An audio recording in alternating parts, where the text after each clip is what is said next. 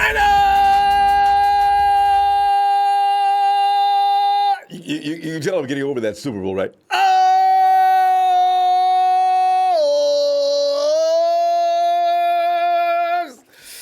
I feel so much better. Oh! You doing today, fam? Happy Valentine's Day. I know, right? So, Rob, what's up with the talking football today? you do the afternoon thing and have that type of thing. So it's okay. And you have all evening. There is no such time as non-football time, fam. Okay, because here's the thing: we're getting toward a time each and every year as we do this. It's time. 49ers free agency situation. March 13th is that date. Looms with April 1st deadline, of course. Some scary situations involving everybody's favorite player personnel could hang in the balance, as you do know already. You do know, right? We're not going to be like big smiles and everything between now and OTAs, thinking we're going to keep everybody we had last year and go back and get that Super Bowl. See, it's not going to happen, fam. I wish. Maybe, but I don't know. Anyway, the question is, what will John Lynch and his merry men do to keep the Niners' potency strong enough to continue to compete, to be competitive? See, this is the question, and the more I think about it, I'm sure you've done the same thing. The more you think about it, uh-oh, man, who's leaving? It's more exciting to think about who's coming, but who's leaving? That's the first thing we got to get over that first. So, there's some scary possibilities floating around that you may have already heard about. As I mentioned, March 13th is the free agency period commences. And some of our guys start getting hit up with all kinds of offers. Something I hadn't anticipated. Our guys are going to get hit up with some big, big deals. It's tough in a cap generation, or should I say, a free agency generation that could make a player millions and millions of dollars from to say, nah, I'm going to go back to the 49ers. It's not real, is it? Meanwhile, the 49ers will also be looking to upgrade their roster in any way possible, while hoping to also keep a solid core in place with the stars of last season's show. The good news is that due to that, 49ers foundation has been carefully laid, brick by. Oh, I got to put the mortar on first. Brick. And there are gaping holes that need to be filled, as there have been in the years past. The bad news is that the Niners will only have a puny $13.1 million to spend in free agency and will only have one selection in the first rounds of the draft. In the NFL, it's tough to keep a contender together for an extended period, and requires some tough choices and productive draft picks to keep a Super Bowl window open for as long as possible. This is why when I look at the New England model, every year. The 49ers have needs at the interior O-line. Many believe wide receiver still an issue, and safety positions this offseason. They will need to spend the next few weeks trying to load up on the personnel to address these needs in the draft for free agency. I noticed some bold moves that I don't really appreciate around the net, but realize some of these things I'm reading that kind of depress me are a huge possibility, fam. Starting with franchise tag and trade, Eric Armstead. Now, see, somebody mentioned that once, I think. I didn't pay much attention. I said, 49ers ain't gonna be. Fam, this has become a more common occurrence in the NFL for higher-priced free agents, such as Eric's going to be, which allow teams to recoup assets in return for a player that's about to leave during this open signing period. Niners had the best defensive line in the NFL last season. Nobody's going to argue about that, and Eric Armstead was a large part of the reason for that. Nobody's going to argue with that either. It's a fact. It's true. He was a frigging beast. Now, if you lose that, it's going to be tough to make it up. DeForest Buckner is entering the final year of his contract and will be up for a big payday in 2021. D Ford was just brought in last season and is already commanding a huge salary, which I'm not going to get, D Ford, gosh, Jesus. Niners had a tough choice, but after seeing what we saw last season, we can assume they're going to want to build defensive line depth rather than pushing all their eggs maybe into Armstead's basket. It's a real. I call it a reality, ain't it? Right there is where the thinking can maybe bother some of us, and it does. I mean, Armstead is also their best trade chip. He is. He really is. Because he'll be in high demand, and I look for him he's going to start fielding some really mind-blowing offers that I don't think the 49ers are going to be able to meet, unless, of course, they go that route of franchise tag him and trade him to whomever says they want to pay all that money or give up assets or whatever the case may be. Last season, Seahawks trash talking Frank Clark was tagged and traded for a first and second round pick, while Chief Steve Ford was moved in the same fashion to the Niners for a second round pick. So Armstead was more productive than Ford and Clark. He may not command the attention that Clark did in the open market, though, for the reason. I guess Clark would be considered more of an edge rusher. He plays the interior, too, sometimes. I don't know. Anyway, if the 49ers front office can get a first-round pick for Armstead, bam, it's going to happen. They'll do it in a heartbeat. So, Armstead's going to be somebody we should probably start to, wean your emotions away from him. I don't know. I really hope. What's more likely is that the Niners could get multiple day 2 picks and a decent haul. See, that's going to be attractive for the 49ers, too, because the Niners don't have any second, third, or fourth round picks and couldn't move Armstead in a deal to gain more choices during the draft. Fam, that ain't bad enough. Brace yourself for this one. We got a lot of us have extremely emotional ties. Release Joe Staley as a salary cap casualty. This one won't happen due to the PR fallout, though, I'm sure. I can't imagine the point that says, Joe, you got to go, man. It ain't nothing but business. You know we love you. Joe stuck with the 49ers all this time and now a kissing goodbye. I just can't imagine that. But, fam, here are the mathematical facts. The Niners only have $13.1 million in cap space and are looking to increase that number in any way possible. This is business, fam, and this is some of the hardcore facts we have to look at in the days ahead. They've got key free agents all over the roster, from J-Dub to E-Man Sanders and Eric Armstead, and trying to pay all of them is mathematically impossible with their current cap situation. Now, we can all think that Parag Maratha can go in and work his magic, but his magic wand only goes so far. The easiest way to add extra spending also is to release veteran players who have large salary cap hits, but low dead cap numbers. In Staley's case, he is due for $11.75 million cap number and a $1 million dead cap number, meaning the 49ers can save $10.75 if they were to cut him before June 1st.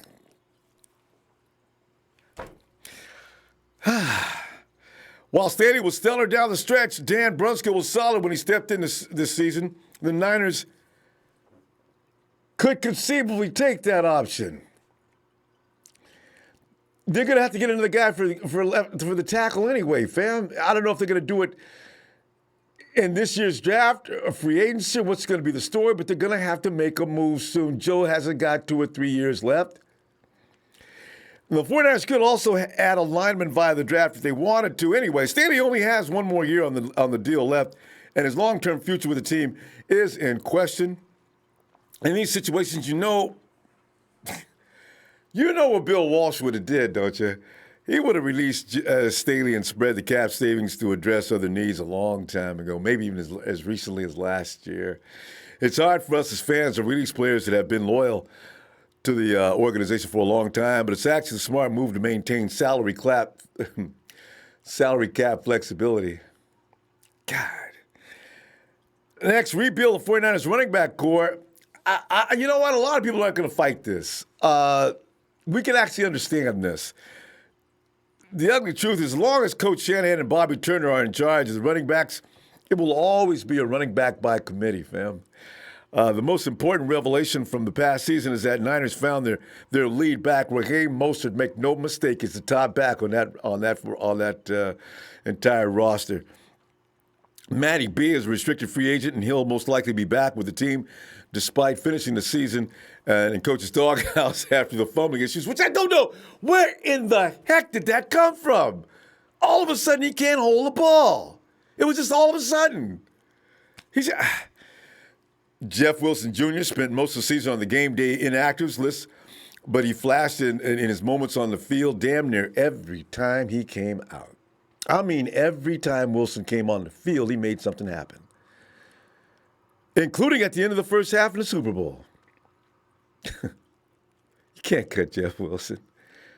And you can afford, and the 49ers are going to be looking at releasing Tevin Coleman and Jerick McKinnon could save the 49ers $9.45 million.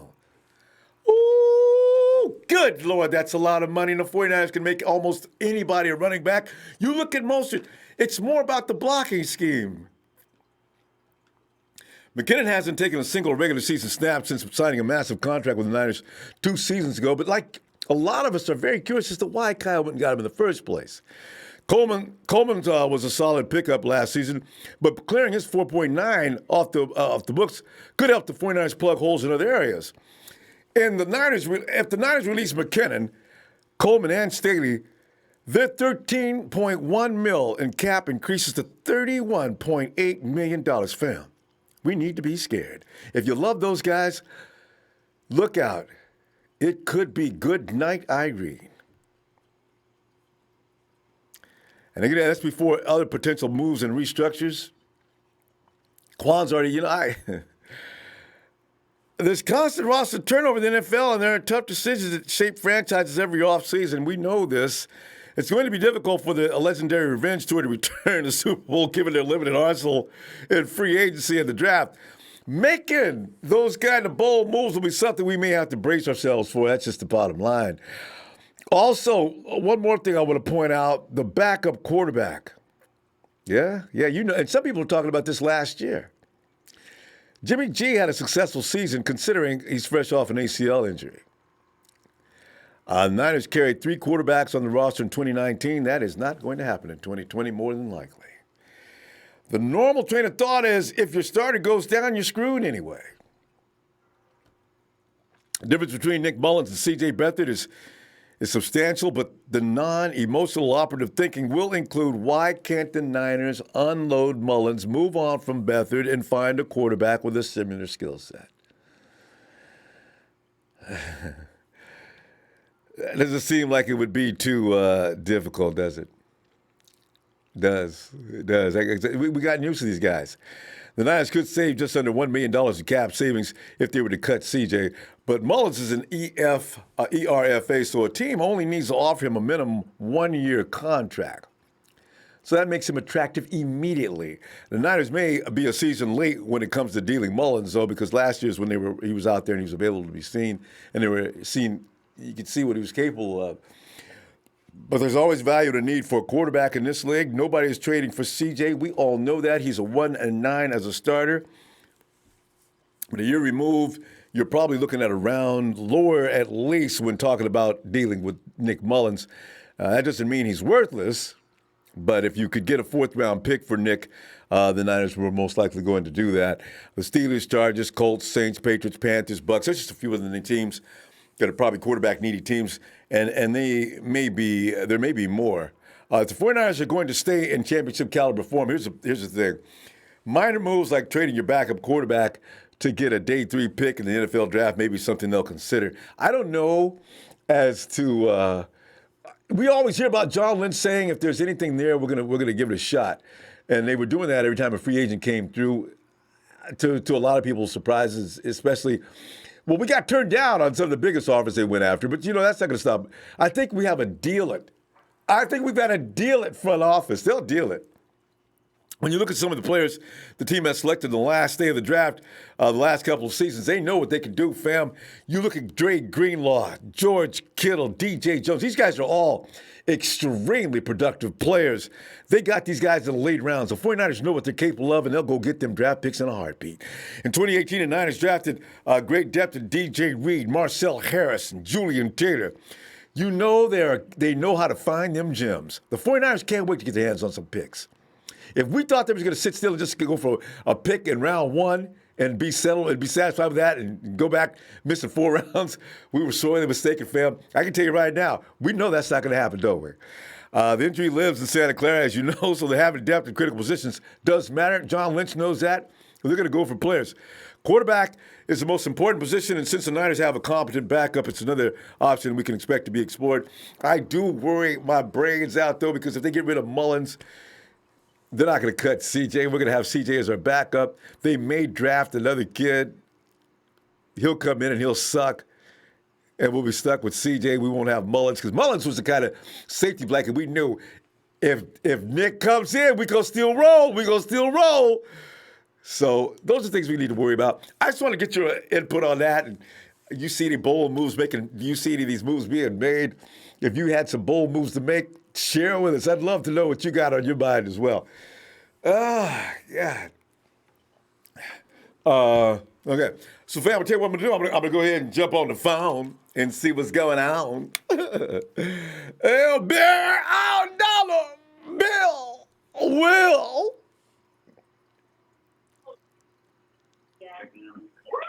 Yeah. Yo, Will. Yo, Will. Will, can you hear me? Yo, Will. Come back to me. For more calls, come back to me. Okay. I should say, this is being Valentine's Day. It's Dre Phantom. Ronbo. Dre, what's up? What's going on, my guy? Oh, man. You know, the high of getting to the Super Bowl is over. The misery of losing the Super Bowl is winding down to an end. And now, real life is coming back, Dre. You know, we got free agency coming up. Something's going to go down, fam. Yes, sir. Yeah, you know, that Eric Armstead thing looks real to me when I think about it. Man, I don't know. What do you see coming up in the free agency period? Are we going to hold on to these guys? We're going to lose them? Going to make some trades to get some more draft picks? Because they're going to do that during the combine anyway. What are you thinking? Right. Well, I guess I missed the angle of using. I mean, it makes complete sense that Eric Armstead would be the biggest piece for trade and getting something in return. But I think I missed that angle of why that's come up now. But I know John Lynch said in his interview that he wanted to make Armstead a Niner for a long time. So did something else come out after that changed everybody's perspective of that? No, you know, Lynch is doing the old political process. He's going to run up there and say all the right things. Now, saying that your guy is attractive to you and, you're not going to let him go, this is what everybody does this time of year. They start saying things that, but if you make me an offer or anything like that, I'm willing to separate. So if somebody says, we're going to tag Eric Armstead because we don't want him walk for free, of course, tag Eric Armstead, and somebody calls up, all right, John, I'm ready to play this game. I'll give you a second next year, and a fourth this year. What do you think? Dre, they'll take that so quick, it'll make your head spin. You know this, don't you? Yes, sir. Yeah. And us having the best defensive pass rush in the league suddenly becomes in question. This is the thing that worries the hell out of me. Right. I feel the same way about it because I feel we can take a step back in any department, on any level. So I totally agree with you. Can't take a step back. We definitely got to move forward or be at least equivalent to where we left off. Because, Dre, who on our roster reminds you, and it ain't Who would step in? Eric's gone. Who steps in to fill that void? I don't know, man. See, I that's the same answer I came up with. Who takes Eric's place? I mean, you got Damn. we call them the trees for a reason. You know, you got that height. So I mean, I don't think we had too many blocks like how we got blocked in the Super Bowl, but just that height is still a problem to deal with. Just the fact that it's out there, quarterbacks can't see directly over that. So it's a good problem for us to have, I guess. You know, you look at it that way. His Then, violence, he's huge. He's got athleticism. He's the reason why DeForest Buckner had such a great year last year. This year we had so many guys Right. coming in on a quarterback that D-Buck couldn't get his because Nick was in the way, And D Ford worries Right. me. I don't want D Ford, man. Is he gonna play or what? Man. Man, I know we just gonna have to wait that one out to see. You know, I really don't. That's a toss up because yeah, you're right. He played a handful of games, and just like you, I thought he was going to end up having to have an off season surgery or something. But the fact that he's not, that's like, okay, well, what was really going on? I guess that hamstring really just bothered him that much that he couldn't go. But Hamstrings, yeah. They go and come. So if D Ford comes into camp healthy, doesn't mean that hamstring's not going to go out on him again. See, because hamstring That's people, true. man, hamstring dudes, that hamstring's always coming up sooner or later. Right. Yeah, that's crazy. And then I heard you mention about Joe Staley too. Oh, I that's just so see, real. I don't know. I just see I don't see the franchise unless they come to an agreement. Like he has no interest in playing anymore. That type of thing. But I don't know. I can't personally see the franchise releasing him. I Declare can't that either. space for Joe. You know I what? just can't see I that. agree. I just can't imagine that. But Dre, you know what? Joe, being the way he is, he's liable to say. Tell you what, Coach, you guys win the Super Bowl, make sure I get a ring, I'll walk. And you can save that money. I could see him doing that. Joe, Yeah. that's the kind of guy he is. Right. That I can see as well. I can see that. Yeah. I could definitely Dre. see that. No. But Dre, tell you what, go ahead, because we got to go. But yeah, man, I tell you, some of these things are bothering me too. I knew it would be because I'm attached to these guys, Dang. I know, man. I feel you. But I'll catch you next time, though. All right, fam. Have a great evening. All right. You too. Bye-bye. Man. Hey, Cujo Bomjabe. What's up, fam? Ain't seen you in a while. See your boy's back. Thanks, Cujo, for the contribution. And Faithful Empire says, I would take Nick Mullins before I take Tom Brady. Okay, Jimmy G will be okay. I have questions about the receiving core. Marquise Goodwin is on the hot seat. Marquise Goodwin is so gone, fam. I'm telling you, man. Marquise is, I don't know who he'd beat out on this roster right now. They're not going to carry. We have up to 9 guys, possibly. There's no way. And okay. Let me not speculate. I've got no right to do that. I like Marquise a lot. You know how I feel about Marquise. We could have used his speed to spread that field out more. I don't know. Hey, Phil. Ronbo, are you there? Phil, I'm here listening. All right. First of all, I think some of your numbers are inaccurate. I hope so. I really do. Yeah, we've got like 19 million in cap space. That was prior to the renegotiations with Quan Alexander and what's his name, the center, Western Richburg. So with those two, we're almost like upwards of closer to $30 million in cap space. Oh, even without any manipulations? Really? Yes. All right. And I really think that we're still not done with renegotiating contracts. I think I think Jarrett McKinnon, either he renegotiates or he's going to be cut, which is going to be another $4.5 million. Everybody agrees on that, including the front office, I'm sure.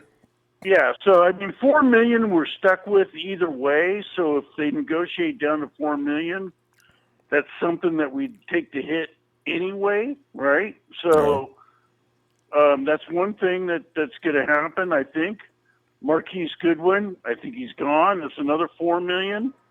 Dante Pettis, I think they're going to try to trade him, which would be another $2 million. Boy, he used to be my guy, too. I can't even get mad. Dante he ain't got no dog in him, Phil. God. The other thing I want to clarify is there's restricted free agents, unrestricted free agents, and exclusive right free agents. That's Nick Mullins. Okay, so Mullins is an exclusive right free agent. So if we offer him the minimum salary, which is $600,000, he has no right to negotiate with anybody else. Now, cruel, isn't it? C.J. Beathard's making $1,751,000, of which $176,000 is dead money if we cut him. Mm-hmm. So just keeping Mullins and cutting C.J., we'd save about $500,000. Mm. So Mullins is going to stay. All right? He already beat C.J. out last year. But what if somebody wants him and they're willing to give up something? No. Nobody. Well, unless we trade him, and purposely trade him. Right.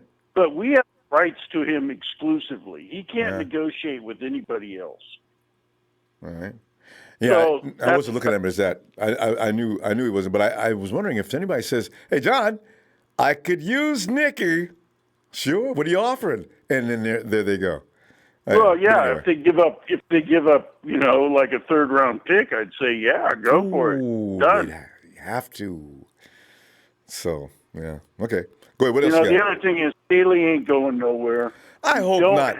I looked at that. Oh, please. Who came up with this? He played well when he came back from his injury. Hey, he did. He's still got one more year left, and I don't think school's really there. Nah. Now, looking at our free agents, and you know what? I also want to take exception with Justin. He needs to take a paper towel, wipe the water from behind his ears, and go back to school. Because he was the one that said, draft a safety last year. Don't get Nick Bosa. Yeah. Don't sign Jimmy Ward. His credibility is zero. All right? I love the way you guys are going back and forth on this. Justin is probably, let me call. Okay. Well, this is a deep draft for wide receivers. He brought up A.J. Jenkins. That was a bulky draft. Okay, that doesn't count. Yeah. So Deebo Samuel wasn't a good draft choice?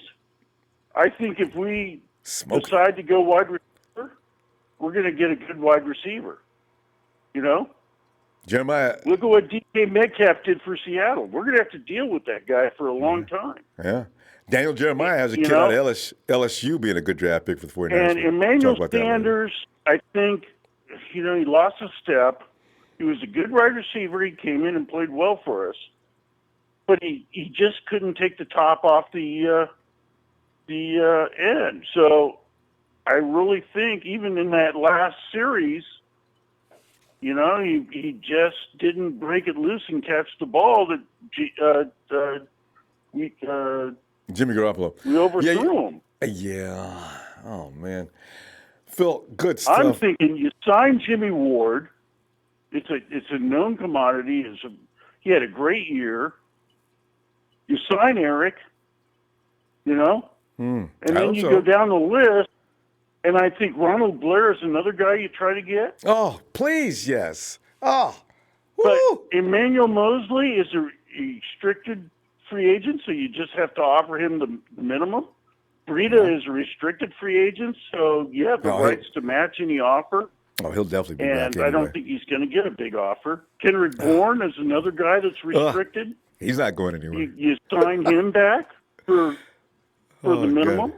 Phil, we got to stop. Jeffrey Wilson is another exclusive restricted free agent, so you just have to offer him the minimum contract. These guys are those easing guys from you keep. They'll be back. All right. Phil, awesome stuff. I'm glad you corrected optimistic me on that cap number because I enjoy being wrong. I saw that and I thought it was more than that. I went and looked at 3 different sources, including the NFL. Yeah, and as we got that much, okay. They have us closer to $30 million. Well, sucks. That should be. We should be able to work with that and restructure some others. All right. No, I'm thinking also, if you want to go a free agent corner, you might go that route. It could be. All right, Phil. We're gonna really have to go though. Talib or someone like that, just a spot for a few years until we can draft some players. Yeah, I know what you're saying. All right, Phil. But I'm really thinking wide receiver. All right, and I know he's actually talking to you now on the chat. Go on in there and get him. We gotta go, Phil. I'm gonna see you Tuesday. He's a rookie. What can I say? He's a true freshman. Yes. All right, Phil. I gotta go. All right, Ronbo. I'll look forward to talking to you next week. Later. Bye. Bye, Phil. Yeah, Phil's had some. I feel much better now because I think I had 13.1 points. I was reading that. I was thinking, was that right? Because I thought we had more, but good. Thank you. Local 49ers fan. Thanks, fam. He says, I don't know who'll be gone, but I think we trade someone for a fourth and trade out of the first round. I know, right? I would bet huge. I'd bet the farm on that first round pick getting traded. I have to gain a early second and also a third rounder, or mid second rounder because we're 31, so we're not going to get you're almost into the second round already. Daniel SF 49ers fan 5249. He says per Sport Track we are 19.2. Where are all these? Everybody's got a different number. 19.2 under the cap after restructuring Quan and Richburg and rollover from 2019 season. That's close to what I just read. Dang it. All right, Daniel. It'll be all straightened out somewhere soon. Faithful Empire says, pick me next. Justin, I'm dying to respond. Justin, thank you for the contribution, by the way. But Justin, we got Will waiting too. Hey, dollar, Bill, Will. Ronbo, what's going on tonight, man? Oh, Phil, man, I'm just looking at some of the harsh realities of some of the players we've endured and suffered with. It's 2017 when we first started laying the bricks, and all of a sudden we're gonna take some of these. Hey, JJ, Joe. we have to throw somebody. We have to pull some, knock that wall, take some of the bricks out of that wall. Maybe I wish they could find a way because these guys have struggled and suffered with us. I feel like we ought to give them another shot. You know what I'm saying? But what do you see as being real? That Staley deal, I'm telling you right now, it's going to be a riot if they do that to Joe. Joe, you a cap casualty, man. We need to save $10.7 million. Joe! So don't do it. But what do you think? Man, I don't want Joe going nowhere, man. Joe Staley, man, just hang on, man. You going to get your ring, brother. Just hang on, man. I'm telling you, man. He going to get it. And he's been hanging on. That's the thing. You can't just say goodbye. Come on. Yeah, man. You got to get your ring before you leave, man. You going to get it, man. Trust me, man. Look, Kyle and John are going to do everything they can to get all the necessary players they need back. Me, man, we need to keep Blair. We need to keep Blair. I know that. Juice, rotation. Give him what he want. Give him what he want. Buckner, Kittle, all them guys, the main guys. You know what I'm saying? Give what they want, man, to be on this team, man, and keep Ronald Blair. I want Ronald Blair on this team for rotation and everything. But let me ask you something, Ronbo. Do we have a pick in the fourth round this draft? Where do we start? I think that's our first pick after the first. We go first round. I think. If not, it's fifth, sixth, and seventh. We don't have a pick. We don't have a fourth round, I don't think. If we don't have a pick in the fourth round, why don't John and Kyle quit playing and trade Solomon Thomas to get a fourth round pick? You believe he can get a fourth rounder, do you? Maybe. Yeah, man. I mean, I mentioned that. I mentioned that a long time ago, man. Shit, trade Solomon Thomas get a 4th round pick, man. We don't need no damn Solomon Thomas. Will, you and I need really don't, man. You and I he's need to a ride waste up of to space. Santa Clara and walk around out in front with a sign. Trade Solomon, keep Ronnie. You know, that's all you really need. I love Solomon for all he's been to us and worth and everything else. But if you got Ronnie Blair, you don't need Solomon Thomas. And I said that 2017 when they drafted him. Don't look at me like, don't judge me. Okay, go ahead, Will. But yeah, but like the recent transaction there, they picked up some guy named Ethan Westbrook that played with the Raiders last year. Also came from the Rams. He had a pretty good resume, but they let that man go after 2 days. They read about him. I guess they didn't know that boy's got domestic violence charges in his history. Yeah, that's what I saw. Yeah, that's what I saw. That's what happened. Yeah, that's exactly what happened. You're right, Ronbo. Cut him right away. I believe that. Yep. You know, John and Kyle do their research. After they get you. So, but yeah, that's probably what it was. But yeah, man. He needs to go.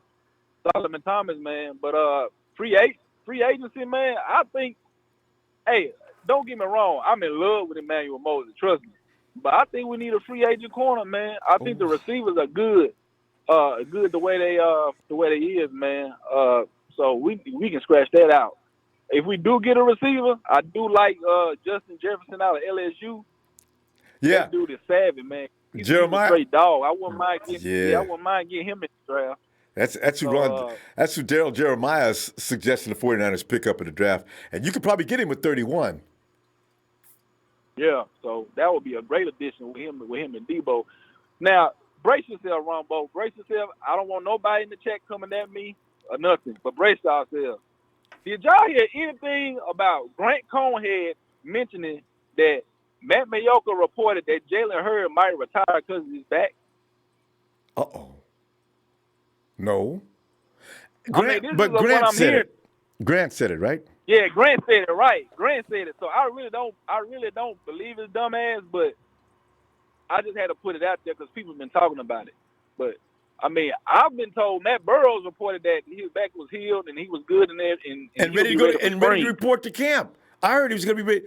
I just read the other day that he's fine and he'll be ready for camp when it starts. And now Grant said he's going to retire? Oh. Grant Cone need to get a 38 cocking and put it through his head and blow his fucking brain. I'm so sick and tired of that dude. Man. But wait, Will, where did he get that? We gotta wait. I don't know. Yeah, we gotta wait. I mean, I'm not. Hey, this is just what I heard. I'm not trying to make it seem like it's true or not. It's just what I heard. But from what I've seen, is that he's ready to go. He's ready to play. That's what I read the other day. I don't. Yeah. So I mean, posted it up and everything. Ronbo, crazy. Yeah, we gotta wait on that. Will, we're gonna go. Man. I'm telling you, I'm gonna see you next week. And we'll find out more about that situation because that's real scary. Getting after one season, oh my Lord! All right, fam. Yeah. But shout out to my TT fam, man. My player partner Dre, all them guys, man. The Ronbo Sports Fan Club, Jersey Joe, Rico, Sue, all them guys, man. Hey, man, Super Bowl 55, Tampa Bay, Florida. We're going back. Joe, I'm telling you, man. John is right. We going back, man. Let's get it. All right, Ronbo. All right, fam. Have a good night. Yes, indeed. The legendary Revenge Tour is already in progress. All right, Justin, come on in and state your case, please. Rumbo, I have to respond to this baloney sandwich of a call. I'm gonna be respectful. I know you're a PG. I know this show's PG. I'm not gonna go to but Phil, I never said that. You're completely misspell. I could pull up receipts. I could pull up screenshots of everything I've been saying. We should have took Nick Bosa. The one who didn't say we should take Nick Bosa was Big Show. Big Show already paid up for that bet. Everybody in this chat was agreeing with it. Was either Bosa or what's his name? Josh Allen. Never once said we should take a safety in the first round last year. Never once said that. I know what I said. I never once said that. Okay, so Phil, do some education. Look up, do some research. Know what I said. Don't confuse me with anybody else because I actually know football. I'm not a 49 fan. I'm not a 49 fan. Basically, I'm a football fan. I know what I said. So Yeah, that's all I gotta say. And if you think we're gonna take a receiver in the first round, you're delusional, because that doesn't make any sense for our offense. We wasted we sent 2 picks to Denver for Emmanuel Sanders. There's no way in hell John Lynch is gonna let him walk. They're gonna re-sign him. They need that receiving core. They need that leadership in the receiving core. They possibly will draft a receiver, but not in the first round. No way in hell. Probably in like the later round, probably 6th round. But because you still got Poindexter, you still got got to build him up. You got to see how he does. Is everybody forgetting about Poindexter? I haven't forgot about him. He looked good in preseason. So there's still a lot of depth in our receiving core for a receiver. So there's no way in hell we're taking a receiver first round. I'm saying that right now. There's no way now. There's no way. So that's all I gotta say. Yeah, I live. But how you doing, Ronbo? Yeah, I'm fine. I just wanted to make sure that you got it off your chest. I don't know about Poindexter though. Poindexter didn't he get seriously injured last year? I haven't heard anything about him since then either. So yeah, it's the fascinating thing about the NFL is we have always seen you're always talking about these drafts, right? But the undrafted free agents, they do well for some reason. They do well, like Kendrick Bourne, Eastern Washington. He wasn't like anybody was like, oh, he's never going to cut. He actually made a team, and he didn't. Honestly, he's probably going to get re-signed as well. You talk, and all. No, I'm saying that he was undrafted as well. I'm saying don't give up on Poindexter. We'll see what he could do next. If he's not good, he's on the IR. Okay. That's right. He still could come back. That's right. I forgot about that. Yeah. Right. So. And you still got Trent Taylor. Trent Taylor, my guys, is coming back next season. If Trent's healthy, I'm hyped. I'm hyped. We should be. If Trent's healthy, he'll contribute. No doubt about it. Because the one question everybody I gotta ask though is, are we going to move on from Jared McKinnon? Are we going to take on that $14 million contract that is hanging over our head, or do we trade or release him to get some of that money back? Because we do need more cap space. We do. We need a little bit more. It's 35. He's going to have to accept a restructure. Now, if he doesn't accept a restructure, they'll probably lose. We got too many running backs. And it's not something you want to argue with a running back about, especially with the 49ers. So. Yeah. Oh, man. Yeah. So. Yeah. And I will take Nick Mullins over Tom Brady. I'm sticking with that. And all these people saying that Tom Brady is coming to, no. Hell no. He's coming to the Bay Area strictly as a coach, not a football. Mainly? Okay. Yeah, Coach, and shout out to Coach. I was looking at some things Coach was saying. I was just talking. Yeah. Shout out to Coach. I kept my cool, man. Remember last year he was giving me lectures about having to keep my composure. So well, good for you. Showing a lot of class. All right, we got to go. All right, fam. Talk to you later. All right, fam. Take care. And Coach also pointed out that it's yesterday's news. So maybe whatever Grant's talking about, Coach, is that what you're talking about? Grant's news about Hurd retiring? So good. And also Coach is applauding the efforts that the front office makes. Also says, I think McKinnon restructures too. We don't want $1 million cap hit for cutting him. That's how the front office is thinking, I'm sure. All right. And also, everything makes sense, Wait a minute, Mr. Tongaman says, Grant Cohn is always bringing up that topic. Should Tom Brady come to our... Yeah, Brant was outlining... I caught him outlining that yesterday. Grant, no, we're not... Jimmy was maybe not perfect in the Super Bowl. But it's not worth bringing Tom in. Jimmy had a good season, Grant. Good Lord, calm down. Hey, let's go to Dade City. Oh, my... Ronbo. How you doing, Ronbo? Omar, we've been looking for you for last couple of times. We missed you. So good to hear from you. I'm doing okay. After the Super Bowl hangover. Were you on your cruise? I just realized. Did you get on that yet? Yes. I sent you some photos on your email. Did you get them? Uh-oh. Under what name? You know what? Because my email's stacked up. I haven't looked at it recently. I'll go back and look at it. Are you Omar on your email? I put Omar from Dade City Chapter, and I sent you some photos. I put photos. How long ago? So, what date? Oh man. Okay. Anyway, I'll find Wait a it. minute. I'll just search your name first. I'll get it easy. All right. Yeah. Give me a second. Oh, No, it's okay. um. I'll find it. I'll find it because I need you to come on and address the matter at hand here tonight, which is about Yeah, the man. It free was agency yesterday situation. at 10. Yeah, like yesterday at 10:19. I sent it to you. Oh, just yesterday. No wonder I haven't seen it. Okay. Okay. Cool. I'll get it. Yeah. Anyway. Yeah. Yes, I had a great time on the cruise, and it was great. I got to meet Sheldon Day, All everybody, right. Matty All right. B, Jesse Zapulu, Bubba Harris, Guy McIntyre, Fred Dean, Tim Collier. I met them all. Awesome. Awesome.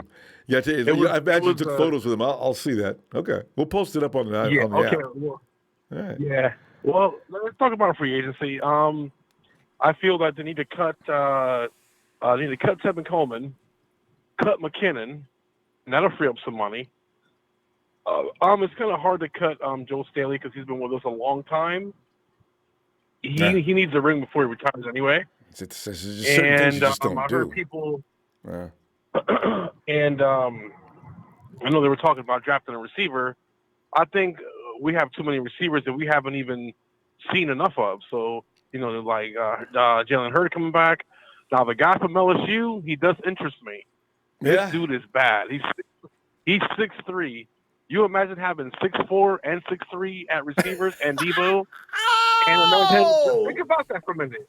Just think about that for a minute. 6'4", Jalen Hurd, 6'3", Jefferson, Debo, Kendrick Bourne, and Emmanuel Sanders and Kittles. We're going to be better than this year.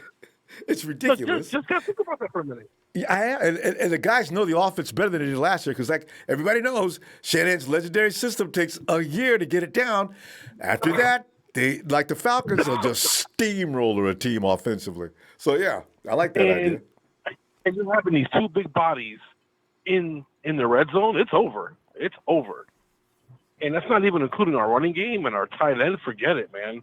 Our offense is going to be stacked. It really is. If you look at it, we're going to be better in 2020 than we were this year. Think about it. I'd like to see Jeffrey Wilson get more carries too. I really like him. Mostert, Wilson, Matty B. Yeah, and I think they need to bring back Matty B because I really like him. He's a really nice guy in person, by the way. Just get his hands. I don't know what's going on with his hands. Man, he fumbles. What happened? I don't know. I think he lost confidence. And Shannon didn't help it by not letting him play. You gotta put him out there and trust him. Yeah, that's what I was wondering.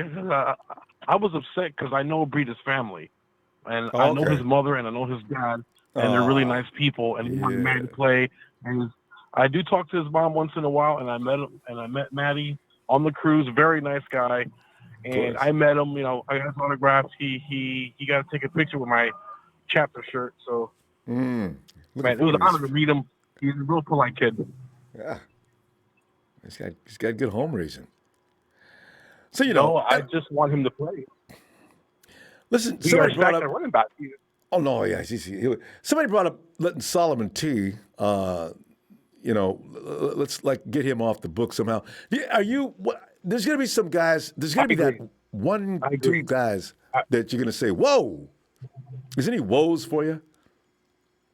As far as letting them go, anybody, even Solomon T, Dante, any people that we're starting to lose faith in, and because they should get rid of Solomon Thomas, trade him for a fourth-round pick. The other caller said it. I would trade Solomon Thomas, and I like the guy.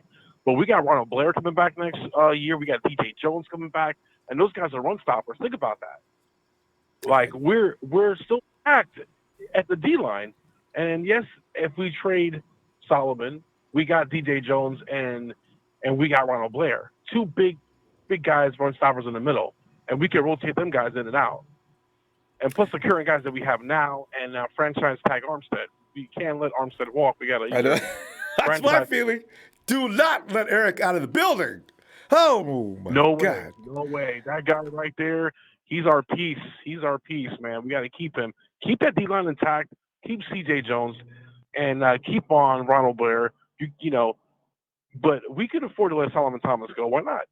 It's a 4th-round draft pick. We could trade him, like for more trade capital and get some other draft picks. I mean, just smart business, I guess. That's just my opinion, though. Yeah, because I'm looking at Julian Taylor. He's another one that can come back and take care of all the work Solomon T was doing. I mean, there's so many guys who do just as good a job as Solomon T and don't get paid as much money. It's a business. That's what I'm saying. We gotta go. You're paying this guy all this money. He's not really producing. He's not. He's a 2nd-round draft pick. I think he got a Stanford, correct? No, you're talking about Solomon T. That's a 1st-round draft pick, and number 3 should have been number 2 if we're not traded down. Anyway, exactly. We gotta go. I'm gonna get those photos up and respond to you as soon as we get through here. Yeah, we're gonna go now. Please take the photo Robos, and I send you all the photos. I met all the guys, and hey, man, I got to meet Jesse Sapulu, man. What an honor, man. What a nice guy. An awesome football player too.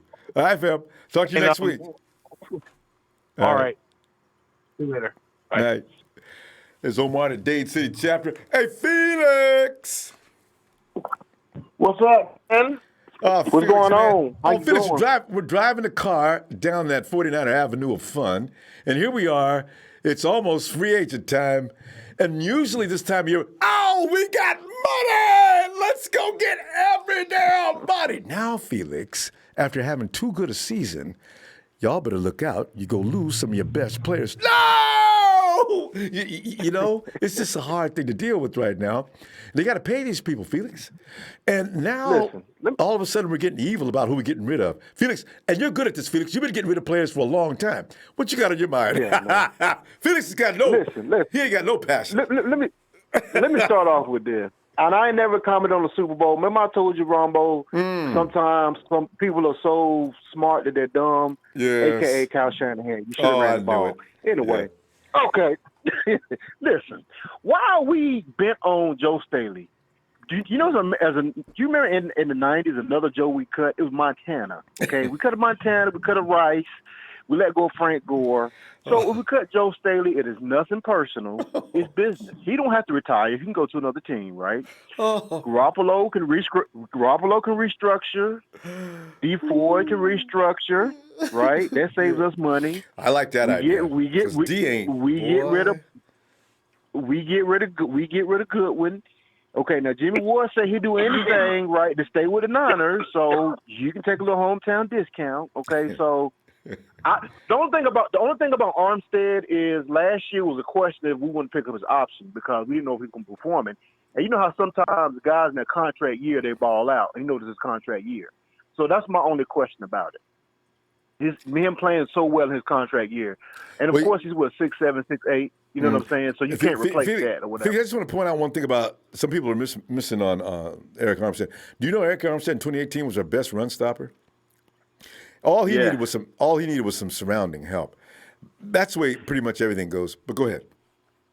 And like I say, maybe because we did a lot of changes with our coaching staff, defensive line coaches, and that probably helped him. Yeah. Or this, that, and other. But listen, this dead weight, Solomon can go, Dante can go, Joe, I love you. You can go. Oh, that's all. That's the money that's freed, right? Listen, we appreciate everything Joe Staley did for us. This is nothing personal; it's business. We're trying to build a championship team. It's still questionable about re-signing. But I'm gonna put this point out to you as far as running back. So you know how Kyle Shanahan he likes running backs who are familiar with. The Falcons are getting ready to cut Devontae Freeman. Devontae, I saw that. Devontae Freeman. The Falcons are getting ready to cut. Shanahan, he likes players that knows his system, a la Tevin Coleman. So you let Jerick McKinnon walk. Oh, you not let him walk, but you cut McKinnon and Coleman, and you bring in Devontae. And you bring in Devontae.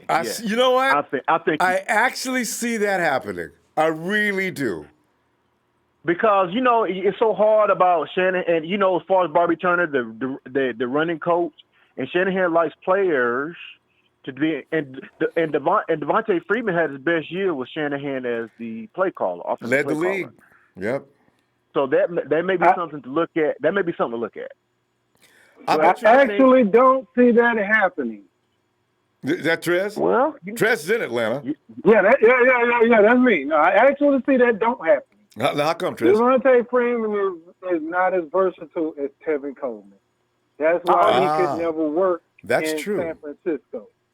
He's not as versatile, but at the same time, but Kyle Shanahan likes those running backs. Because remember when Shanahan was there here in Atlanta, Devontae Freeman was one of the premier running backs catching the ball out the backfield, and you know that's what Shanahan likes. Exactly, but he's not no freebie either. He's going to require more money than you pay either one of those guys we got. And understand that, but this may be a deal. This may be a prove-it deal. So we never know. We just don't never know. But the guys who I say need to be cut, we can go ahead, chump the deuces, appreciate you, because we can't keep carrying this dead weight. We already know Marquise Goodwin is gone. We can restructure Garoppolo. We can do D4, so he want to play 5 games a season.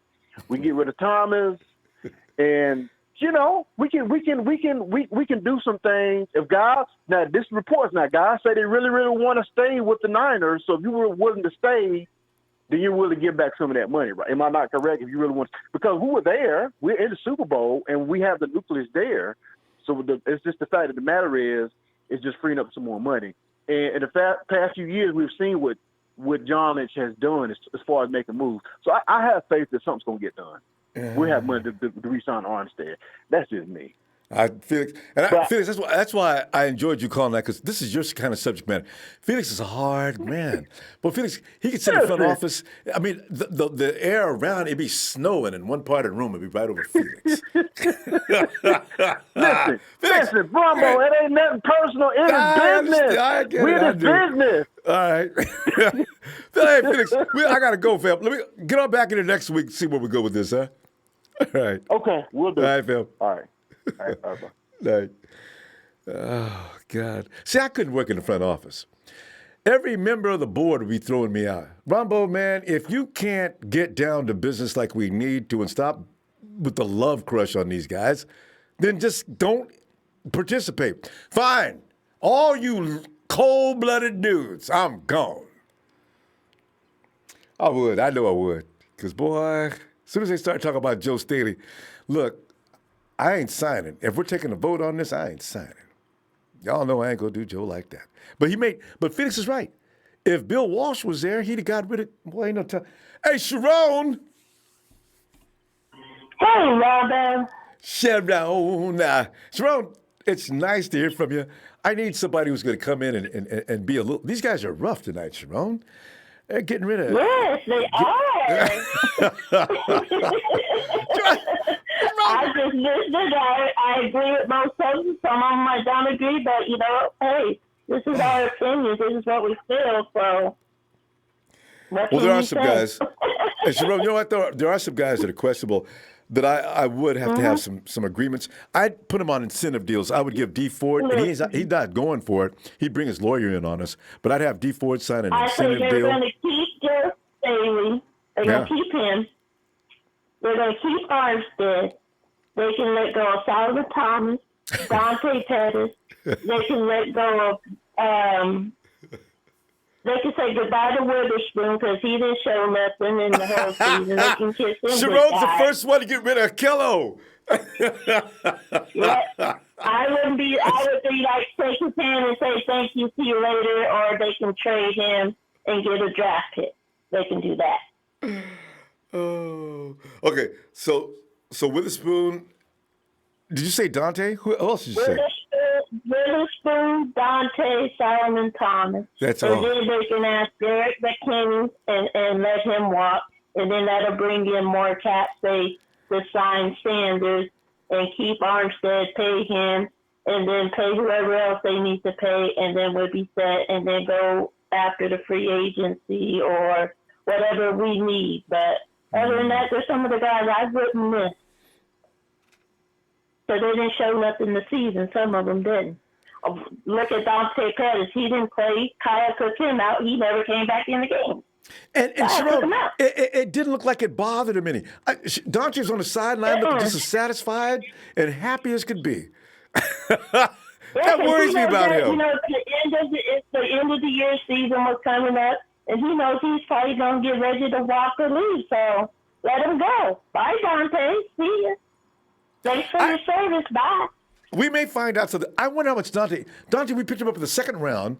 So that means his contract's not all that cheap, is it? No, I don't think so. They're So gonna we can say goodbye to him. And Sharon, you know what I understand about Dante? They told Dante he's got to get stronger. They're going to come back and see if he's going to be part of their plans next year. Now, He was showing a lot of weakness, and it's like his mind wasn't really there, and it was just like Marquise Goodwin. They can get rid of him too, and I bring up and build up some more cap space, because Marquise Goodwin was always not there doing his family, whatever issues was going on with him and his wife and his family. So they can kiss him goodbye too. So then we bring in another running back or something.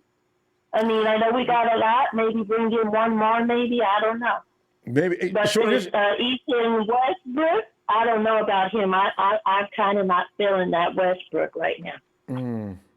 Sharon, here's one other thing. You can't Dante and Akello.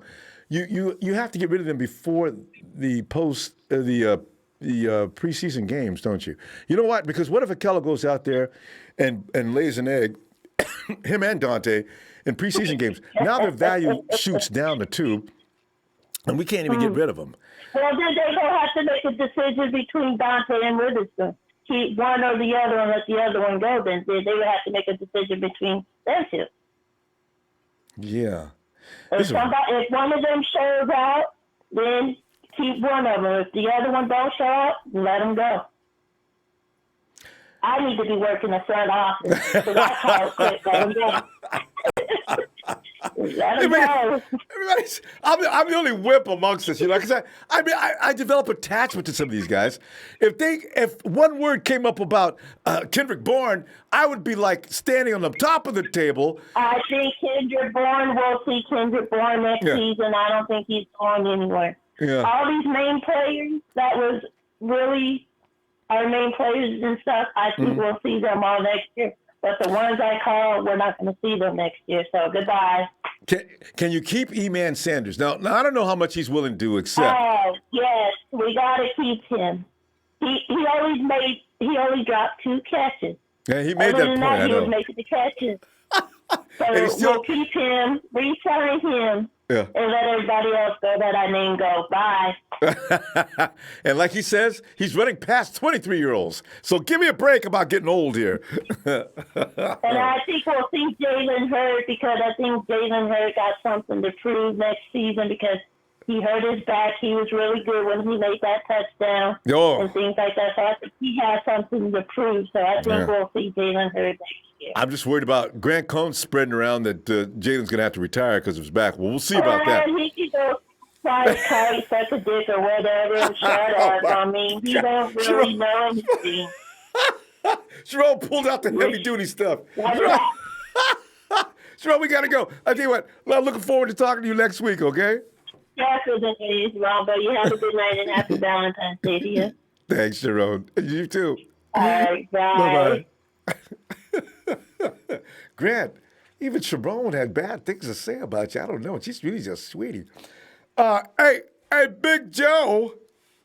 What's up, Ronbo? Big Joe. Hey, man, Joe, you know, what's up, Ronbo?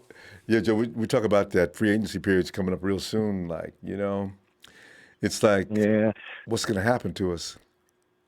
Yeah, well, I'm still hurting from that daggone Super Bowl. I've been going to my therapist. I've been drinking every day. I'm trying to get my life together. I'm telling you, it's rough, ain't it? Yeah. Well, let's start it out right. All right. All right, because I need to borrow your ear. All right, go ahead. Shout out to the Empire. Yeah. Shout out to you, Ronbo. Thanks. Shout out to everybody in the chat and all the 49ers fans across America and the world. Many guys in here has been talking tonight and made great, and the miss, I'm sorry, making great points. But everybody's forgetting, we got to get ready to pay Kittle. DeForest Buckner, too. And Forrest Buckner. And also, it's a lot of options with these players that y'all talking about getting rid of. Well, Solomon Thomas, I'm 100% on that. Get him out of here. We got to get something for him though. Dante Pettis, get him out of here. We got to get something for him. Weatherspoon can go too. McKinnon, he has two options: get cut or quit. Take a pay cut because he hasn't been on the field in 2 years. And, $16 million for doing nothing. Just we just wasting it away. God, I wish I could get that. And Goodwin, he could go too because he just can't see to be injured. And is everybody forgetting something? Like, it's starting to seem like that 2017 draft, a lot of those players besides Kittle are not good fits for us. They're becoming busts. Starting with Solomon Thomas, Reuben Foster. Do I need to say more? Weatherspoon. Trent Taylor has been injured. He hasn't been on the field the whole time. Uh-oh. And, Kittle, we luckily we got one star out of there. You left CJ out. And Joe Williams. CJ too. Yeah. Joe Williams, right. You're right. Joe, 2017 was a disaster. Think about it now. It's coming back. That draft is coming back to haunt us a little bit. Because if we could have got a couple more players up out of there, it would have still been almost been on them rookie deals. Wait, we got now, DJ Jones. Year, we might have hit it back. Did we get Jones in that draft? DJ Jones, I think we got him in that draft. Yeah, so that was a good pickup. So we got about 2 or 3 players out of there. Yep. Out of all them picks we had so many picks that year too. I know. Ooh, we had picks. We had picks that year, but it's another person that everybody's starting to forget about, and I wanted to bring your attention and get your opinion on it real fast. D Ford, we paid him a lot of money just to be playing 8 games, so he might have to negotiate his contract also too, or we can use him as trade bait because Armstead, we're gonna franchise him, so let's get ready for that. We're gonna keep Jimmy Ward because we're gonna have some money. If everybody restructure their contract, we should be good to go to be signing somebody else. Now, we get rid of Ford and McKinnon. Now, we got a lot of money to go get a couple more dogs out there. Because this is a good spot we're in right now, Ronbo. We're in a spot where we went to the Super Bowl. We're not terrible no more. We're going to be a contender for years to come. And we're in a spot where we just need to plug pieces in to get even better. Because we're going to win the division. They talk about our hard schedule, 4th hardest schedule in the NFL. That's only because of the travel. Everybody relax, don't panic because of the travel. We're going to New York twice, which I will be at both them games when they play the Jets and the Giants, New England. I think New Orleans is going to have a down year, so that's not really scaring me too much. Dallas, forget about it. Now, Joe, just to cut to the chase, there is no team on the schedule the 49ers can't deal with. They've already proven that. Ain't nobody on that schedule to be scared of. Yeah. NFC West included. But I believe honestly though that D Ford should take a pay cut because did you hear his name in the Super Bowl? No, and during the course of the year, if I had my way, D Ford would take a split down the middle and incentive-based contract because I say D. Exactly. D. Exactly. I was missing you all season long. Did you hear his name in the Super Bowl? Not once. I kept calling his name. Where is D? Exactly. That's all I kept saying the whole game. But I heard Bosa because he was in that backfield the whole time. Buckner was back there. Armstead played good. You know what I'm saying? But we just, in the draft, I feel like we could get a second round. If we trade out of the first round, like you said, I totally agree with that. I love that move. And get some more picks. Because if somebody want to move up, they got to give that. Let me get that second round and that third round.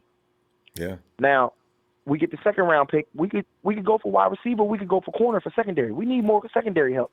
Somebody get tutelage under Sherman. That's just going to make us better. Agreed. You know what I'm saying? We get secondary help, wide receiver, and an offensive lineman. That's the pieces we need in the draft. You know, we might end up with Clinton Dix. You know what? Because here's the thing. Jimmy Ward is not going to accept chump change. He thinks he's good now, and he is.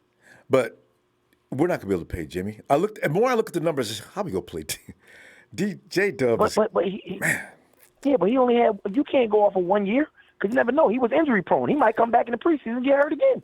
So we paid you all that money just to get hurt. Joe, look at D Ford. When he came to San Francisco, I was all excited. Oh, God, we got it now. Yeah. And see, this is what happens to players like that. They get paid because they had a prior year. So Dub goes somewhere else. He gets paid mad money. and maybe he gets hurt. I don't know. But the thing is, he got to get surgery too. D4 got to get surgery. And my last point, because I know you got to get ready to go. Right. D4 got to get surgery, and all these players we're going to be fine. I'm not worried about that. But next year, this is on us. It's on us. It's all about us next year. So whoever's in our way, they got to get it. That's it. That's my whole motto. Love it, Joe. My whole motto. Right. Ronbo, take it easy, baby. You too, man. All right. Look forward to later. All right. Yes, Joe. sir. Joe making solid points. Oh, yeah. Ellis. Yo, what's going on, Ronbo? Oh, Ellis, man, we're sitting here kicking around. And now a name that's coming up on everybody's list is Solomon Thomas. and D Ford is getting mentioned in nothing nice. Ellis, we're trying to clear roster space so we can keep. Last call. Go ahead, Jeff. No, I was just saying we're trying to figure out how we're going to clear space to keep the players we really seriously need. And Ellis, give us your 1A and 1B list while we're on it. Solomon Thomas, Marquise Goodwin, Dante Pettis. I would say if Akilo could be on the chopping block, but I would almost rather keep him, and if he don't want to restructure, get rid of D Ford and figure out what we can do with the capital that we'll get from his contract. Because like I said, he's the one that's taking up all of the money right now, mostly. You know what I mean? Jimmy's got a big payday, but he's getting way too much money. And we talked about this the last time. I had said that I had brought up D Ford. He needs to restructure. If everybody else is falling in to do it, he needs to do it too. And he's one of the main ones that should be down for a restructure because he only paid half the season and half the snaps. So, in those 8 games really where he was, actually on the field. So, and wasn't and Ellis, I questioned his health during the course of them games. Was he fully healthy? Because there were some games where D was out there just lagging, and I don't know if it was because of his leg or what. But go ahead. Well, he's a well built, brother. He's got if you see him, you'd be like, yeah, we want him. Mm-hmm. He just got that look like he can get busy, but he has not been. He's got some sacks. He did okay, but for all that money he's getting paid, it's like, I mean, shit. Would we have been better? I know they. I don't even. What does Jadeveon play? Does he play DN? Yeah. Clowney is like. I'm just saying, we might have been looking a little. When it comes to getting staying off the field. Injury prone and stuff like that. Yeah, D can't stay on the field. Him and Ziggy Ansah, man, some of them ends, man, they can't. What's his name over at Atlanta's probably available. What's that dude they're trying to get rid of so bad? Played Vic 1 Beasley. year. Who? Oh, not Vic Beasley. Beasley, yeah. Not Vic Beasley. Beasley played 1 year, and the Falcons were trying to get rid of him ever since. Vic said, look, y'all come out here and try to do my job. But Beasley, no. Somebody suggested we ought to pick up Beasley. I said, no, hell to the no. No. Yeah, Dante Johnson. I know he's not really costing probably nothing to be on the, I don't know if he's practice or what's his position. Was he practice squad now, or did they? Dante, I don't know. Cornerback? It's just all of. Yeah, Dante Johnson. What is it? Yeah, he's. Dante's get rid of had a him, 1 year Jason contract. Verrett. Yeah, get rid of him. Get rid of Jason Verrett. Get these guys with these injury problems. Get Jared McKinnon out of there. I would rather, keep Matt Breida than keep Jared McKinnon and risk trying to figure out or anticipate and pray to God and the gods that, Jared McKinnon has a full healthy season and we can actually do something with him. We won't ever really know that. We've at least had more production and seen, what Matt Breida can produce and a lot of our other running backs for that matter, especially Jeff Wilson and, of course, Raheem and, whatnot. But, man, we got to move some of these guys around, get the guys that cost the most money. D Ford is the one, and it's just perfect that he's the one that has such a large contract that we can probably benefit from if we get a restructure. And if he doesn't want to do it, I'm almost thinking John Lynch might just go ahead and get rid of him, but maybe they might be too stuck on the D Ford train. I don't really know. Maybe they feel he's so valuable. Ellis would be too expensive. You know what I would do with D, though? And if he's a reasonable man, I say, D, I'm going to cut you back about a quarter of your contract. Here's what we could do. Before you get mad, let me say this, though. If you put in at least 12 games this year, and if I can get a double-digit sacks from you, I'll give you more than you're getting on your contract currently by at least 5%. Now, I got a feeling D Ford is a man who deals and his mind works in money. See, D played his butt off the year before his contract expired, right? I got a feeling that's the way D works. See, because he came into camp and the first thing he said was, "Oh, my leg hurts every year at the same time." He didn't have to work out at all season. D's lazy. I mean, the bottom line is I got a feeling he is. Say that last part again. I think you cut out. What was that last part? Oh, I'm sorry. With the contract I was saying if he can't, I'll give him an incentive-laden contract. I'll cut it back a quarter. I'll say, D. Right. No, I heard all that. Right, you heard that? Right. I was like, I got a feeling his mind works in cash. His leg hurts at the same time every year. Ellis, who in the hell has a leg hurt at the same time every year? He told the 49ers that in camp, and immediately I said, BS. And then he went on the whole offseason, he didn't have to work out.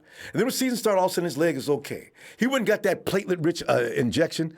I said, you know what, D. Ford, I'm a BSer myself. And I know BS when I see it. There's nothing wrong with him. He doesn't want to work out. D. Ford is lazy. I got a real feeling about that.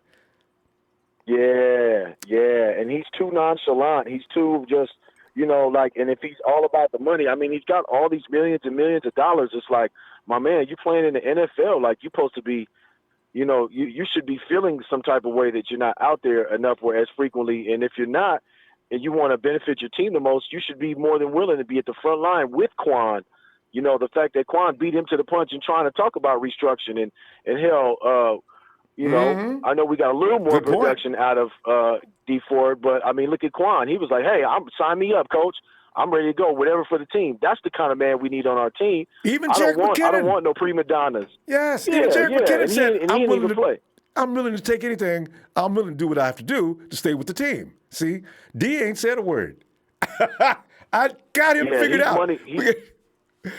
We got to go. He's definitely money hungry, champ. So yeah, we need D to restructure, man, or John. Let's get rid of that, man, and let's go around and play around in this this free agency and see what we can pull out of the draft with all these other picks that haven't been productive. Agreed. When we back, champ. Next week, I got a few days here. I got to do a lot of things, but I'm going to get back here. I'm trying to get back in here Tuesday night. Okay. Right on, Ronbo. Appreciate shout you, out to everybody, man. The Niner, family, the faithful, man. Let's let us pray and we'll see what happens, y'all. Let's stay positive. It's time coming up. All right, Ellis. Have a good night, fam. All right, champ. You too. Peace. Thanks. Hey, and one of the founding members of TNT, Trez. Come on in, Trez. Well, Trez is a good night for Trez. Hold up, wait a minute, Ronbo. Yo. Put some of that red and gold up in it. Indeed, because we are still royal, man. Let's spread that stuff around, boy. Yeah. Trez, you already know the subject because you've been in here a few minutes earlier.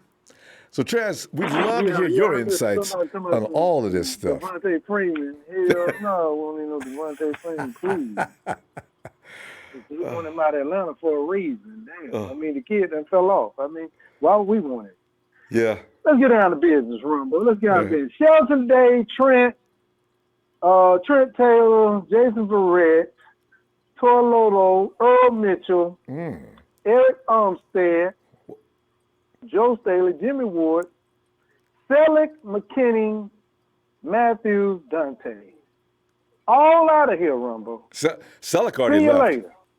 Selleck retired. Yeah, but I'm just putting it out there for everybody. Right.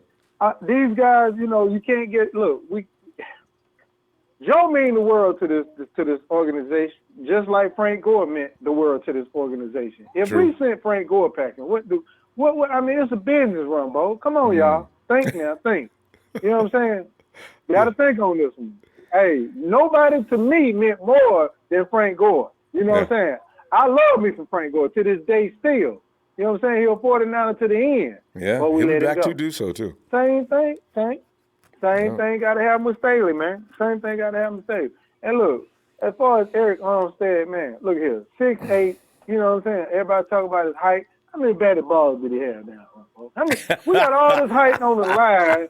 How many batted balls did we get? Not many. Wait. They were throwing over us like I don't know what. Yeah, he did. He did have a couple, though. You know, Trez, Eric Armstead, beyond that, though, his athleticism and size and speed was very, very good on the interior. Subpar, Ronbo. Subpar. And I'm going to tell you why subpar. Okay? Please. Okay, 2015, Eric joined the team, rookie, 2 sacks. 16, 2.5. 17, 1.5. 18, 3.0. 19, 10 sacks. We finally got a double. It took him 5 years, Ronbo. Wait a minute. 5 years to give us a double sack digit. Wait. Trez, he was injured. Those first couple of years you've talked about, he was injured. And last year, he was our best run stopper. Trez, you know as well as I do, one man can't go out there and do things by himself. He needs to have a line to work in. Ronbo, now he's got one. Right, but Buck was there. Buck was there with him. I mean, come on. I mean, these boasters don't come. These boasters don't come every year. You know what I'm saying? We you know what I'm saying? We thought we had something in Solomon, but we didn't. Okay, so I got Solomon as a trade option. I noticed I got Pettis as a trade option. Right. I got, Solomon was my boy, but hey, you know my motto. You know what I'm saying? What have you done for me lately? Yeah. If you ain't done that, hey, I'm going to holler at you. I don't care about you. You know, it's a business. And you know I wanted this drafted. So going into 2020, my line looks like this. Buck, Givens, DJ, Bosa. Okay? That's what my line Givens and DJ? Yes, sir, Givens. Yes, sir. Did you see Givens, Ronbo? Did y'all see I think Givens is great. I'm just saying position-wise, I was getting ready to ask you, how do you feel Eric Voigt's spot? Givens and Jones both play the same spot. Rumble, no. We can go. We so diverse on this line, Rumble. We got depth. You know what I'm saying? Because you can bring back your Ronald Blair like you like yourself. No, I like me. Yeah, I do. For some reason. So we got good depth to interchange pieces in and out. But I'm just trying to tell you, we're talking about a run-stopping defense right here. We're still going to get pressure off the edge with Bosa and Buck. And then we got that middle, just straight stuff. I mean, you know. Yeah, I see. Don't know how so you're thinking all the emphasis is going to be I cannot trust D Ford. Okay, you know what? Actually, Ronnie Blair does a decent job off the edge, but I cannot trust D Ford. D will be out there the first 2 or 3 weeks. Oh my, it's tight. I can't move it. Exactly. D, here you go. Exactly. Yeah. Exactly. So now, and I got one more question for you, Ronbo. Everybody's hollering about get rid of Marquise Goodwin. Okay, how are we going to re-sign Sanders? And if we don't, we're gonna get rid of Goodwin also. So if we get rid of Goodwin, then we're just gonna have Samuels. I'm just trying to figure out where's the speed gonna come from to take the top off the defense. We got to still have that factor out there, Rumbo. We got to still have that. So where is it going to come from? I am not a fan of getting rid of either of those people you just mentioned. I just wonder where they're going to cut the fat. Marquise is not requiring a hell of a salary, though. So I'm trying to figure out why would we let him go? I mean, I don't understand it. He had some troubling times since he's been here personally. And if anybody haven't watched his YouTube channel, you need to watch it because it will change your mind on your perspective on football versus family. He's going through some stuff, and we need to be in his corner. You know what I'm saying? We need to be in his corner. Stays, and I'd rather be in his corner, right? Yeah, I'd rather be in his corner than some of these other players that we've had and they did. You know what I'm saying? Because I've seen the magic between Marquise Goodwin and Jimmy Garoppolo. I've seen that magic. Yeah, this first year that Garoppolo got there, him and Trent were carrying. Right. So I'm not so. Hey, Marquise needs to go. No. Let's back off of that right there because we still got to have some speed to take the top off the defense. You know what I'm saying? We got to be respected in that. I agree. You know what I'm saying? Debo can't do it all by himself. No. We got to have a young. He needs somebody to take that top off so he can operate better. Trez, we out of time, fam. Let's continue. All right, man. Look here. Shout out to my TNT brothers, man. You know what I'm saying? Hey, look here. We all ain't gonna agree. And, you know, we gotta agree to disagree sometimes. Yeah. But you know, that's just it's a whole off season, you know what I'm saying? To get this thing right. But you know what I'm saying? At the end of the day, we all faithful and we all Niners. And that's all I got, Ronbo. You know what I'm saying? I love all y'all. And my TNT family and brothers, I love y'all too the most. You know what I'm saying? We all love you back, Ronbo. Have a Trez. good one. All right, fam. You too. See you next week. All right. There it is. The Trez perspective. And it's very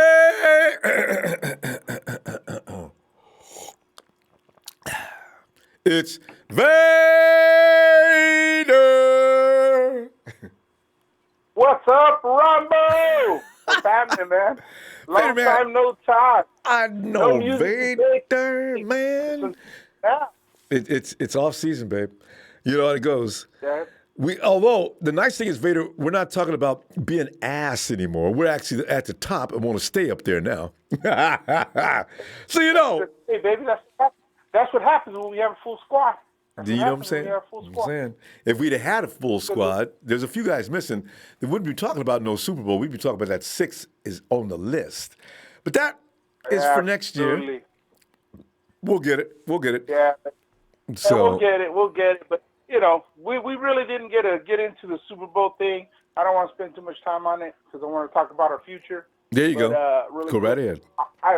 Honestly, Robert Saleh, you got to learn by example, man. Just do that for me, please. Protect your players. Kyle was there. We seen it in the Green Bay game. Hey, he's about to hold them, ref. Look at there it is, ref. I mean, come on. All those refs over. Got to work the refs. That's a good point. Work the refs, man. He's got to lead by example. Don't just stand in the sideline and say, hey, I would have told my guys, hey, get on the bus. I'm sick of this shit. There's too much. Would that have been awesome? I'm done. Oh, God, I would have loved that. The league would have been beautiful. That's the game. League would have been pissed. But it's still a good point. Hall of Fame, you got to do something that changes the game. Just don't get in. But anyways, going on to my Niners here. I'm going to have to say it. Solomon T might have to go. You know, I try to support him, Ronbo. But, you know, we all did. We may have. He's still the fastest guy, but my question to you on the defensive side of the ball, I like all the comments they had on D Ford. I think he owes it to us. I think he should restructure his contract. I mean, there's no ifs, ands, buts about it. You played minimum amount of games. But, hey, what's up with Street, man? We're supposed to see an explosive player in Street. We never seen him. So he got to go. He's always injured, too. I forgot all about him. I forgot about Contavious. God. Contavious, what are we giving him, $5 million this year? Is he? He's only a 4th-round pick. I don't think he gets that much. And according to the draft, we can't get a wide receiver. And Debo put it out there before the Super Bowl, and people are still asking for a wide receiver. We can't screw around with these rookie wide receivers no more. For the fact is, it's not their ability to play the game. It's their ability to learn the playbook. Debo I know, right? I heard doesn't even have his back hurt. Neither does Taylor. I heard they just can't understand the playbook. Really? So Taylor understands the playbook, but Jalen Hurd may be a different story. They brought in Wes Walker to help him out, and there's nothing wrong with that boy. There's nothing wrong with him, Ronbo. There ain't nothing wrong with him. But the thing is, he is a speedster, and that's what he has on the side right now. What are you talking about, Trent Taylor? But there's nothing wrong with him. No, there's nothing wrong with him. Nothing. They just can't get it. I mean, Debo stated playing. I was surprised that he mentioned it. But Debo said, I thought I was going to sit out the whole year because I just couldn't get the playbook down. Wait. We need to have. You're talking about Debo now.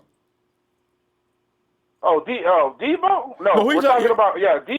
No, who are you talking about? Debo, the one that was playbook. He was having a problem with the playbook, but he got it together, so he was able to perform.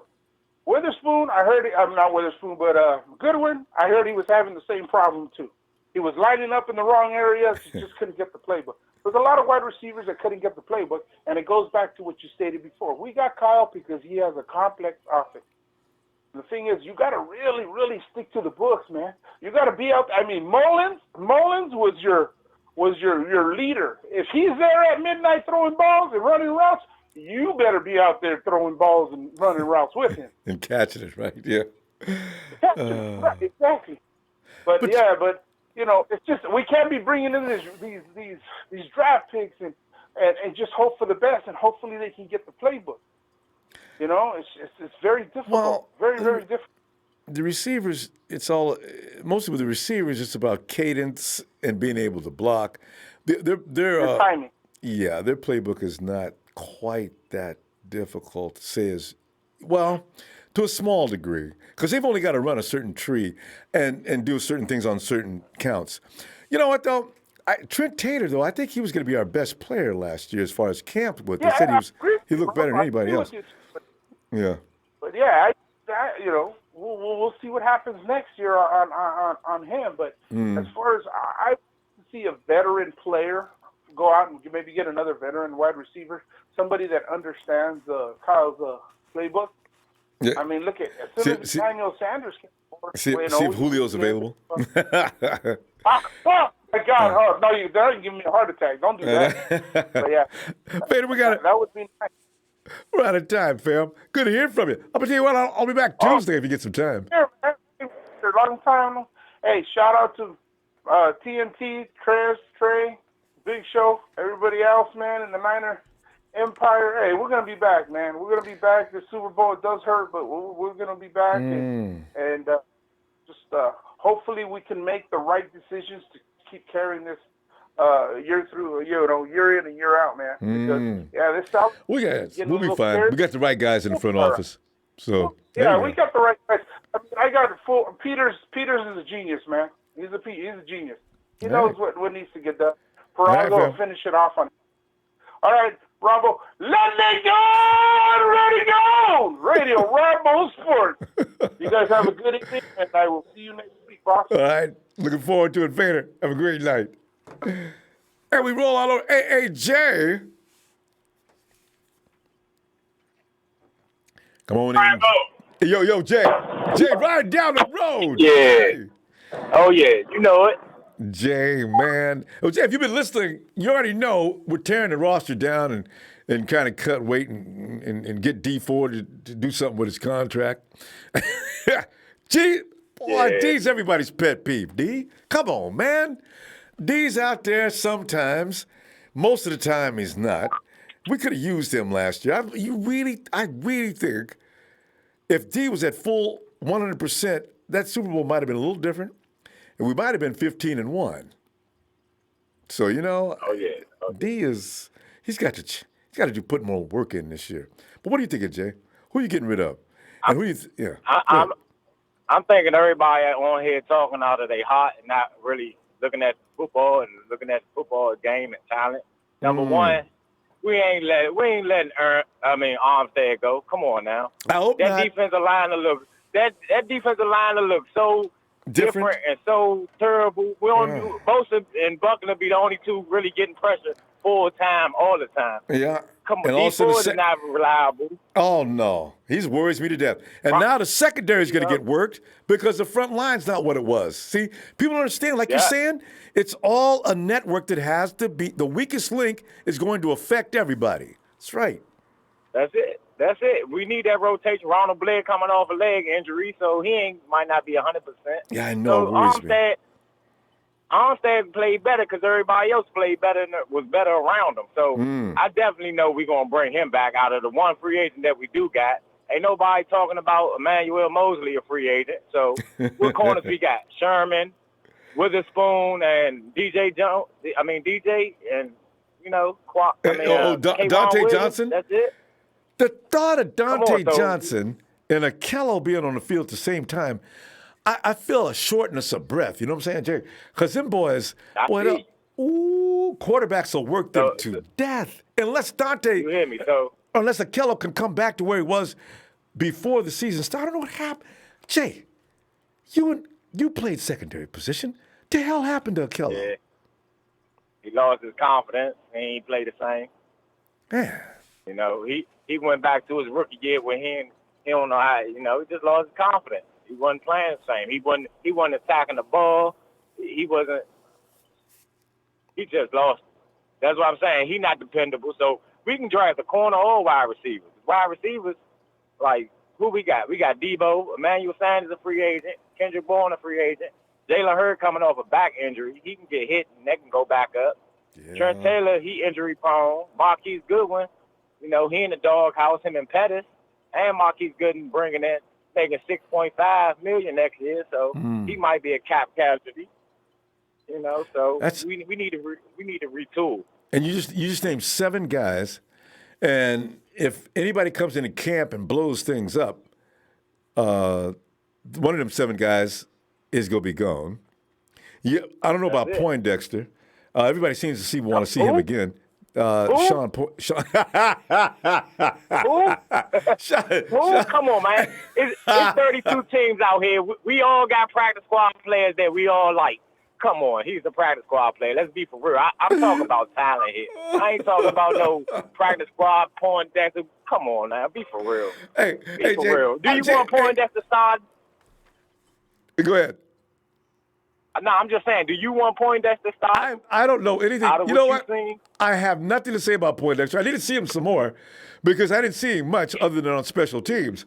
But everybody seems to love him, so I'm just listening to what other people say about him. He went to Arizona, and for those who watch college football a lot, they thought he was great. So I'm just curious. But, yeah. I watch college football. Tell him put on about 30 pounds and move to tight end, then we could talk. Hey, Jay, you got a point about Jalen Hurd, too. Grant Cohn's already putting it out there. He's considering retirement because of his back.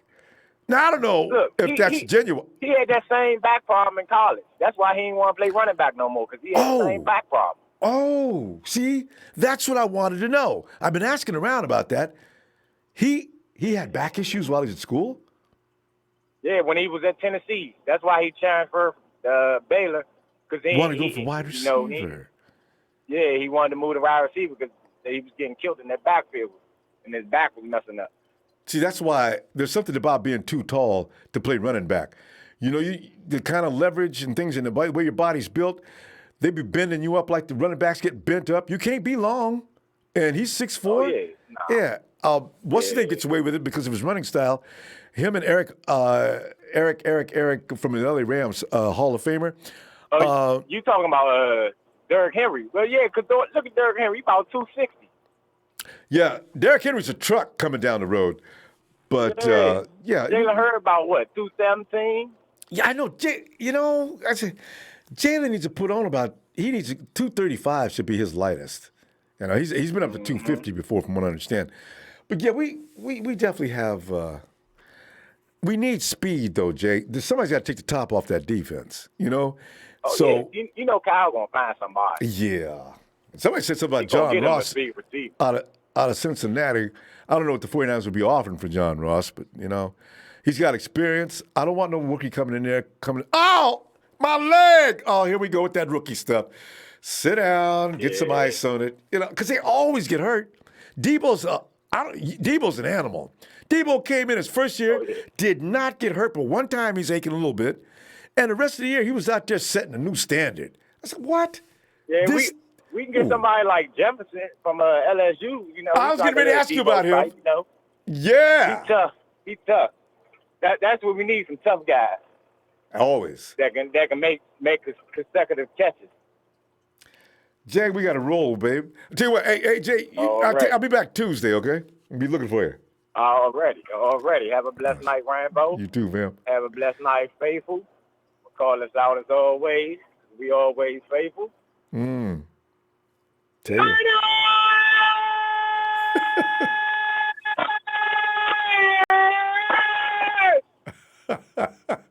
Bang, bang, down the game.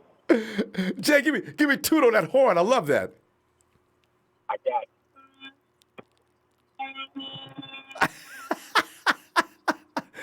Jay, you be easy out there. Drive careful, fam. I'll talk to you later.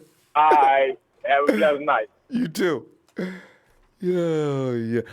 People are already talking about John Ross. You know what, though? I don't necessarily want John Ross to catch the ball. I do want him to scare the bejesus out of defenses. So they have to, you have to respect speed. This is one thing when Trez said, I'm not interested in getting rid of Marquise Goodwin, he makes a good point. And one of the reasons why the George Kittle had the awesome year he had the year before last, it was partly due to Marquise Goodwin. You've got to spread that, get that safety out of here, man. We'll see what they do. I think the 49ers are going to get a speedster. I don't know how they're going to do it, who's it going to be or what, but we do need that 4-3 dude. Hey, Big Steve! Ronbo, what's up, man? Steve, man, we're contemplating to make reservations to maintain this roster, and man, it's looking. There's all kind of numbers flying around as far as the cap. I read 13.1. Somebody just said we got 19. Phil came in earlier and said we're upwards of 30. I can't wait to find out exactly what the number is. Dre said a good number the other day too. So, Steve, what do you know as far as the cap goes, and who are you going to move back and restructure and things like that? Oh, man, last time I heard it was 19, so I don't know. You said 13, man. I hope not. I hope not, too. Maybe that 13. The more money we have to work with, the better. Yes, of course. So. There's a lot of people that can go, man. I mean, I've been listening to the show, and I just put a lot of different ideas in my head about, who should be moved around, restructured, let go. Man, for the people that are saying that Emmanuel Sanders needs to go or that we can afford to let him go, man, I got to say, dude, I think the opposite, man. I think the opposite. And I'll tell you why. I think we need somebody like Emmanuel Sanders because I think that was a strong pickup for this team. And when it comes down to it, this is still a championship team. We can hang on to most of the guys that we already have.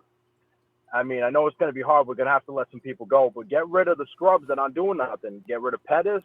I mean, I think Witherspoon, this is what a lot of people are saying because it's obvious. You know what I mean? Let Witherspoon go. Solly T, we could probably afford to let him go. Even D Ford, because, we can't afford to have guys on the, guys that are not even playing, half the season out. But, Emmanuel Sanders, I think he's a lot more important than people are letting on because, he's got that veteran presence. You get down to the playoffs, man, and I think we have a real good shot at getting into the playoffs again next season. And you're going to need that veteran presence out there because these rookies, as good as they are, when it comes down to it, and you're facing championship caliber teams, you're going to need that veteran status. You're going to need those skills and that wherewithal that only the veterans have. And Steve, again, Steve, and remember, our offense, our wide receivers did not click until after he got here. That is a great point. Because Kendrick, Debo, them guys all of a sudden look like straight up money after Sanders got here. There's no coincidence. You hear what Debo said? If you didn't like me this season, you're going to really hate me next season. Yeah. I posted that video up. I loved it. Debo Samuel is a monster, dude. He's quickly going to turn into the number one receiver on that team. I'm telling you.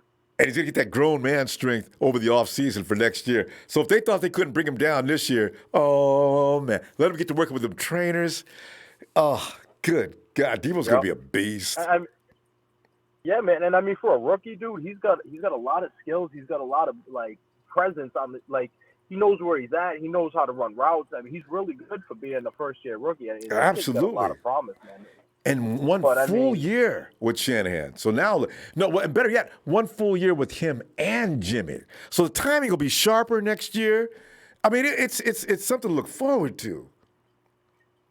Shanahan needs to run that damn ball. If we get back to the Super Bowl next year, if we're lucky enough to get back in the Super Bowl, Shanahan needs to run that damn ball. Twice he's done this, man. Run the damn ball. We only ran the ball once, I think it was the last couple drives we had, and Jimmy was just throwing. I was like, dude, Shanahan, what are you doing, bro? And Debo, they couldn't stop Debo. Give him the damn ball, Kyle. Dang. What about those trick plays in the backfield where you had Debo running route around, those trick plays running around where he hands off to Mosta flips it over to Debo. They were getting some yards with those plays. I just want to see Debo in a jet sweep. If you guys don't run anything else, just run the jet sweep. Our blocking is stellar against that defense in Kansas City. Debo was going to escape every time, and he did. And what these guys need to do, man, a lot of these guys need to take a note out of Quan Alexander's book, and they all need to think about restructuring. If you want to be, you have a championship team. You know what I mean? If you really want to make it back there, you know you can. Don't be greedy. You know what I mean? I think Quan Alexander, man, that gave me so much respect for him when I heard about that. Yeah. That he wanted to restructure his contract and everything so that he could give more money back. You know, have more money maintain for us to play some, with. And I mean, maintain some of his boys. Exactly right. You know, so yeah. And nobody's talking about who was it? Big Drip, Weston Richburg. Nobody's talking about him. You know, he'll be back next year. And keep him, DJ Jones. Yeah. Team serious business, man. Steve, this team full strength. There is no team in the NFL that could stop him. No, there is not.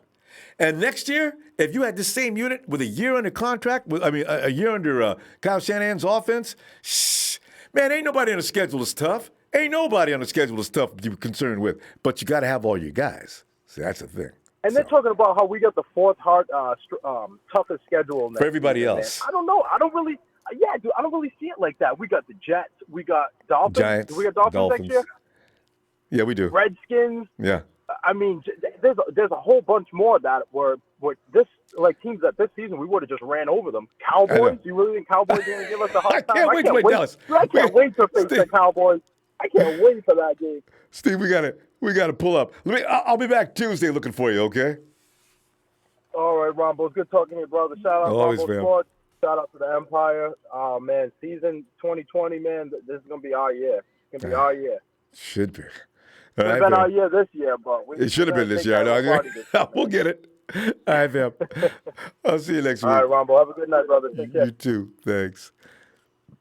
But yeah, we look back on this season and realize what we did was lost the last few. I'll never get over it. We lost it the last few minutes. We had the MFs all the way to.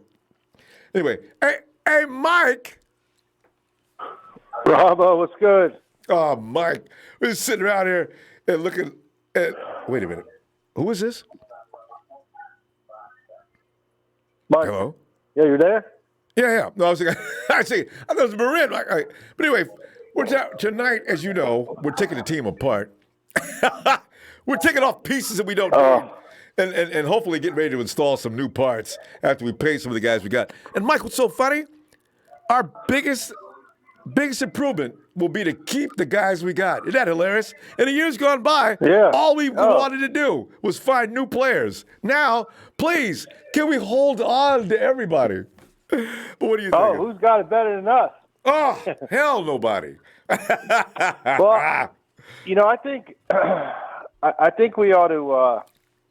I'm not sold on Staley yet. I know you don't want to hear that, but I think I think there's still a market for Sherman. I think we get rid of him. There's a couple of good cornerbacks coming out of the draft. We do have that 31 pick, but I think we're going to do something and trade up. I think we should get a cornerback coming out. There's a couple fast guys coming out of Ohio State. We might be able to get them.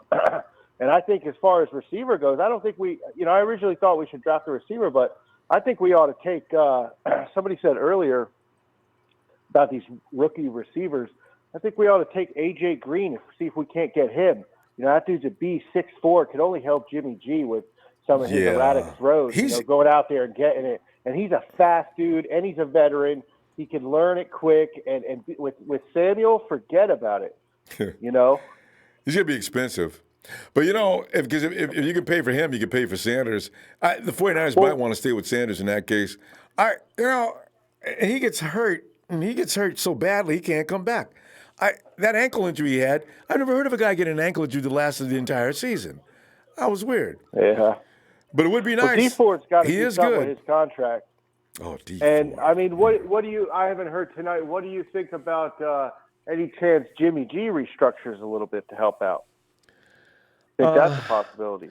Quarterbacks don't do that. You know what might happen with Jimmy G? You never know, Jimmy G. Well, he'll probably go the Tom Brady route with his next contract. I don't see him doing that now. Second year. He's got how many years? He's got 2 years left on that contract.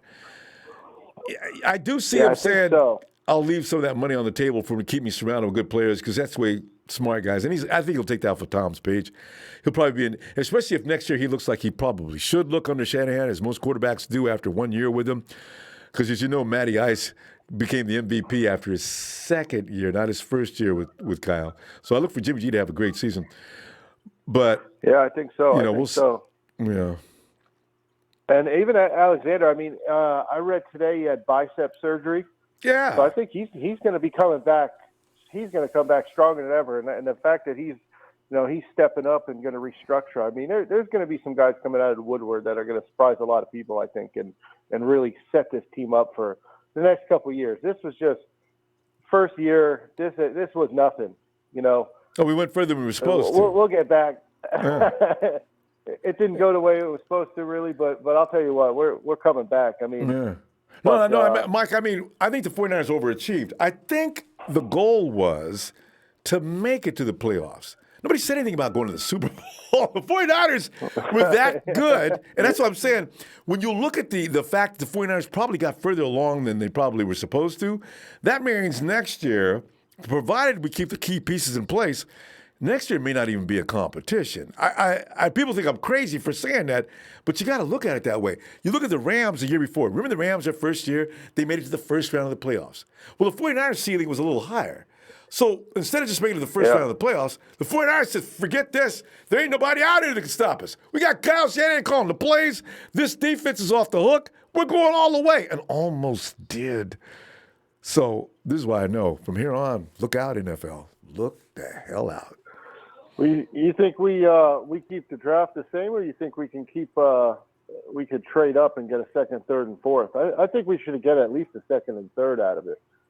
We would be able to trade somebody to get up to a second or third round. You mean trade down? Yeah. The 49ers, we got some value on our team that we could get some players off our roster and get a second and third at least. Mike, and there's going to be some beast guys in their second and third. Name one though you think we could trade that could get you a second or third round pick. I mean, I hate to say Staley. I don't know. I don't think Staley's going to. I don't know. It's something just. I think he might retire, to be honest with you. Yeah, you're not gonna, but Sherman, I'm not sold on Sherman at all. Look, I like what he's done, but to me, he didn't go the way that I thought it would turn out, and I think he definitely can go. And there's a few guys that would like the excitement just to get the name Sherman on the team, and we might be able to get something for him. But what do you replace him with? I think that's who we get in the first round. 31st is a cornerback, and there's a guy, a fast guy from Ohio State, Damian Arnett. He's running a 4.40, and he seems, okay. We could get. Okay, but Mike, look who you're left with. You got a rookie, Akello, and Dante. That's a real and Mosley. And Mosley will probably be your best player next year because that rookie that you're talking about, it's going to take him a while unless he's one of them prodigies. At 31, he might be, but I don't know. It's a scary thing.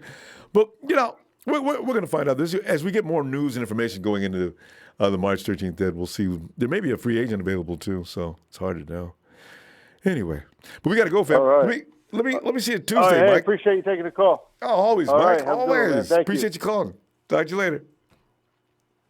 And let us go check on Jack Be Nimble, Jack Be Quick, Jack Jumbo. Hey, Jack.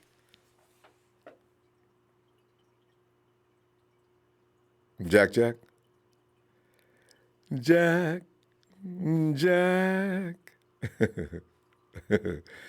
Jack is in the UK and he may have passed out on us. All right.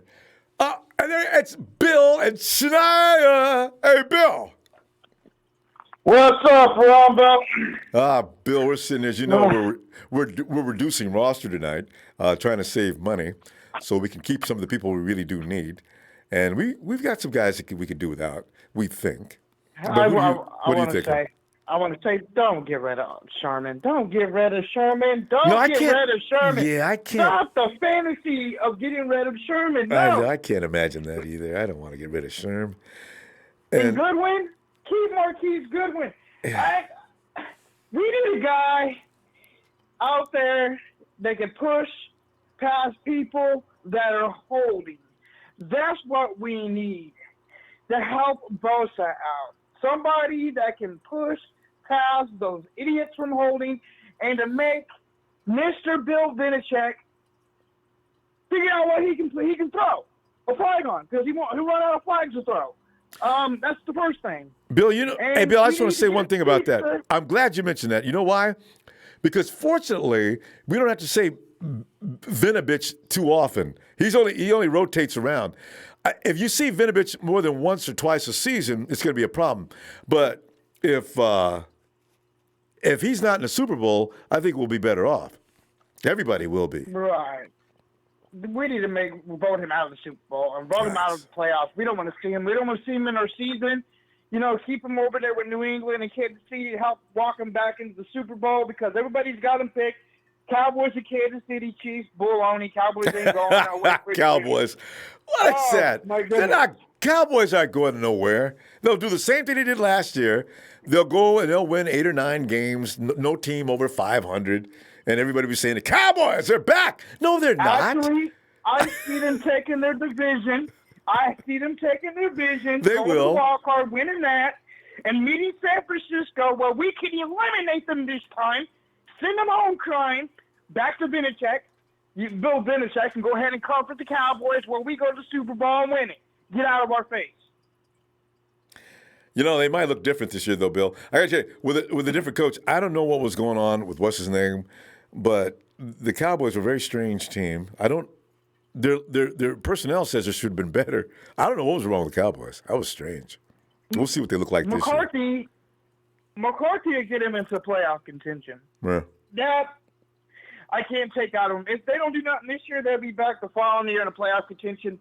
And we need to get a good corner, a speedster, and we might lose a few good running backs, which we'll probably get a good one. But from what I'm hearing, I don't know how you're going to handle it. I'm hearing a lot of tweets, a lot of things. If they want to structure the deal, if he's willing to take a cut, just because of all what's going on, the politics and the political stuff. I wasn't down for it before, but if that's what's going to get us a ring, you come on to San Francisco, Tom Brady. Oh, no, wow, Bill. Take Garoppolo out of do it God. and make him a boy. Bill, come on, no. man. The politics are there. No, I want a Super Bowl. If this is how it goes, fine. I give up. Bill, I'm trying to tell you, there's no Brady in the 49ers' future. Listen, the honest God truth on this, Bill, Tom Brady is not leaving New England. I guarantee you, the owner of that team, what's that guy's name? He loves Tom more than he loves his own child. His children probably get tired of it. The only way he'll leave New England is if he's able to come to San Francisco. He's not going to the Chargers. He's not going to the Rams. He's not going to the Raiders. He said the only reason he would leave New England is if he comes to San Francisco. If not, he's staying in. Bill, he said that? Yeah, there was a tweet a while back, and I had a little thing about a little guy, master at work, talking about all this stuff. And, that's the only reason he would leave New England, to come to San Francisco. Let me tell you something, Bill. It's all good. Bill, let me tell you something. The only reason Tom is playing the little boy role in screaming and kicking is because he wants to be taken more seriously. He doesn't like Belichick treating him like trash and talking to him like he does. And he wants the Patriots to know, listen, guys, don't take me for granted. I'll leave. So Tom doesn't want to leave. He's not leaving. I can almost guarantee you he's not leaving. He'll probably get his high pay that he wants to stay in New England, but they won't be going anywhere. Well, I don't know. Yeah, they're going to promise to get him some wide receivers and surround him with more offensive talents, and then Tom will say, drop the ball. Yeah, because he had a horrible offense working around him last year. Even if the referees try to help him out in that one, they won't be able to do anything because they won't be able to hold on to the ball. And Bill, you know what I loved about it, Bill? Because everybody's talking about how Tom is invincible. He's the greatest quarterback of all time. He can make everybody around him better. It didn't work this time, did it? You guys, next time you guys got to bring up that argument, you New England fans, we got a guy in there now. Next time you bring up that argument about Tom Brady being the greatest quarterback of all time, I still say Joe Montana's better, and I got a right to say it now. Yeah. So, Yeah. So he is. Anyway. I never said Tom was great. I never said Tom was better than A Joe lot Montana. of people do. Never did that come out of my mouth. Never would. Bill, we got to go. We're out of time. Let me see you Tuesday if you get a chance, huh? Hey, do me a favor. Give me a 49er shout out and just keep just in consideration. My girl, Shania, had a miscarriage. And no. Yeah, that's why I've been off for a while. Comforting her and everything, and just another sour taste in my mouth. And she would love a 49er shout out from you and all the Niners. Well, of course. Let me do that for you guys right now and give it another shot. Oh, I'm so sorry to hear that. All right, here we go. Hey, Niners!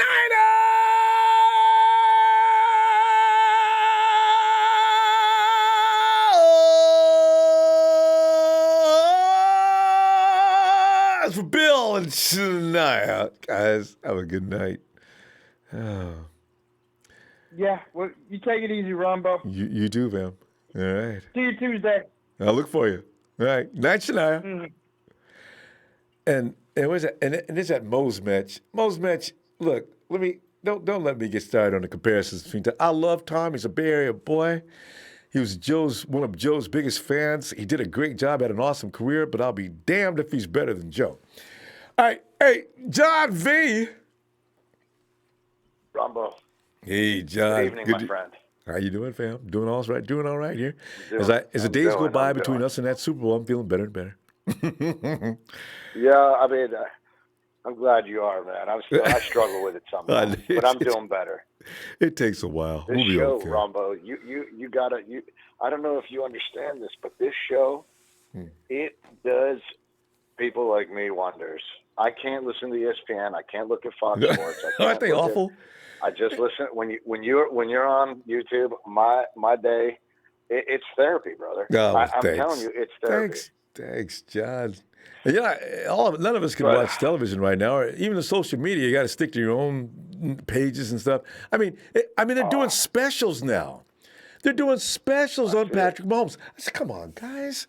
Jesus Christ. He was good. You didn't do this for Cam Newton or anybody else or any of these other guys that won the Super Bowl.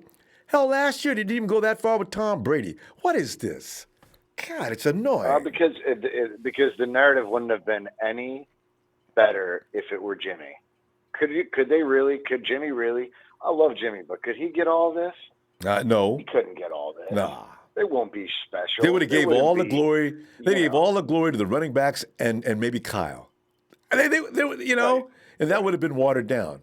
But P. Mahomes, the future. Tonight's show is about tearing down that roster and figuring out where we go from here, huh? Yeah. I don't know, Ronbo. I mean, there's so many obvious. I mean, the Pettis.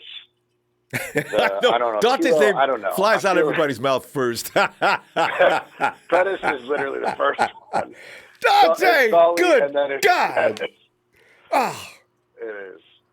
He's so talented, too. I really. It's a sad thing. I really don't know. He is.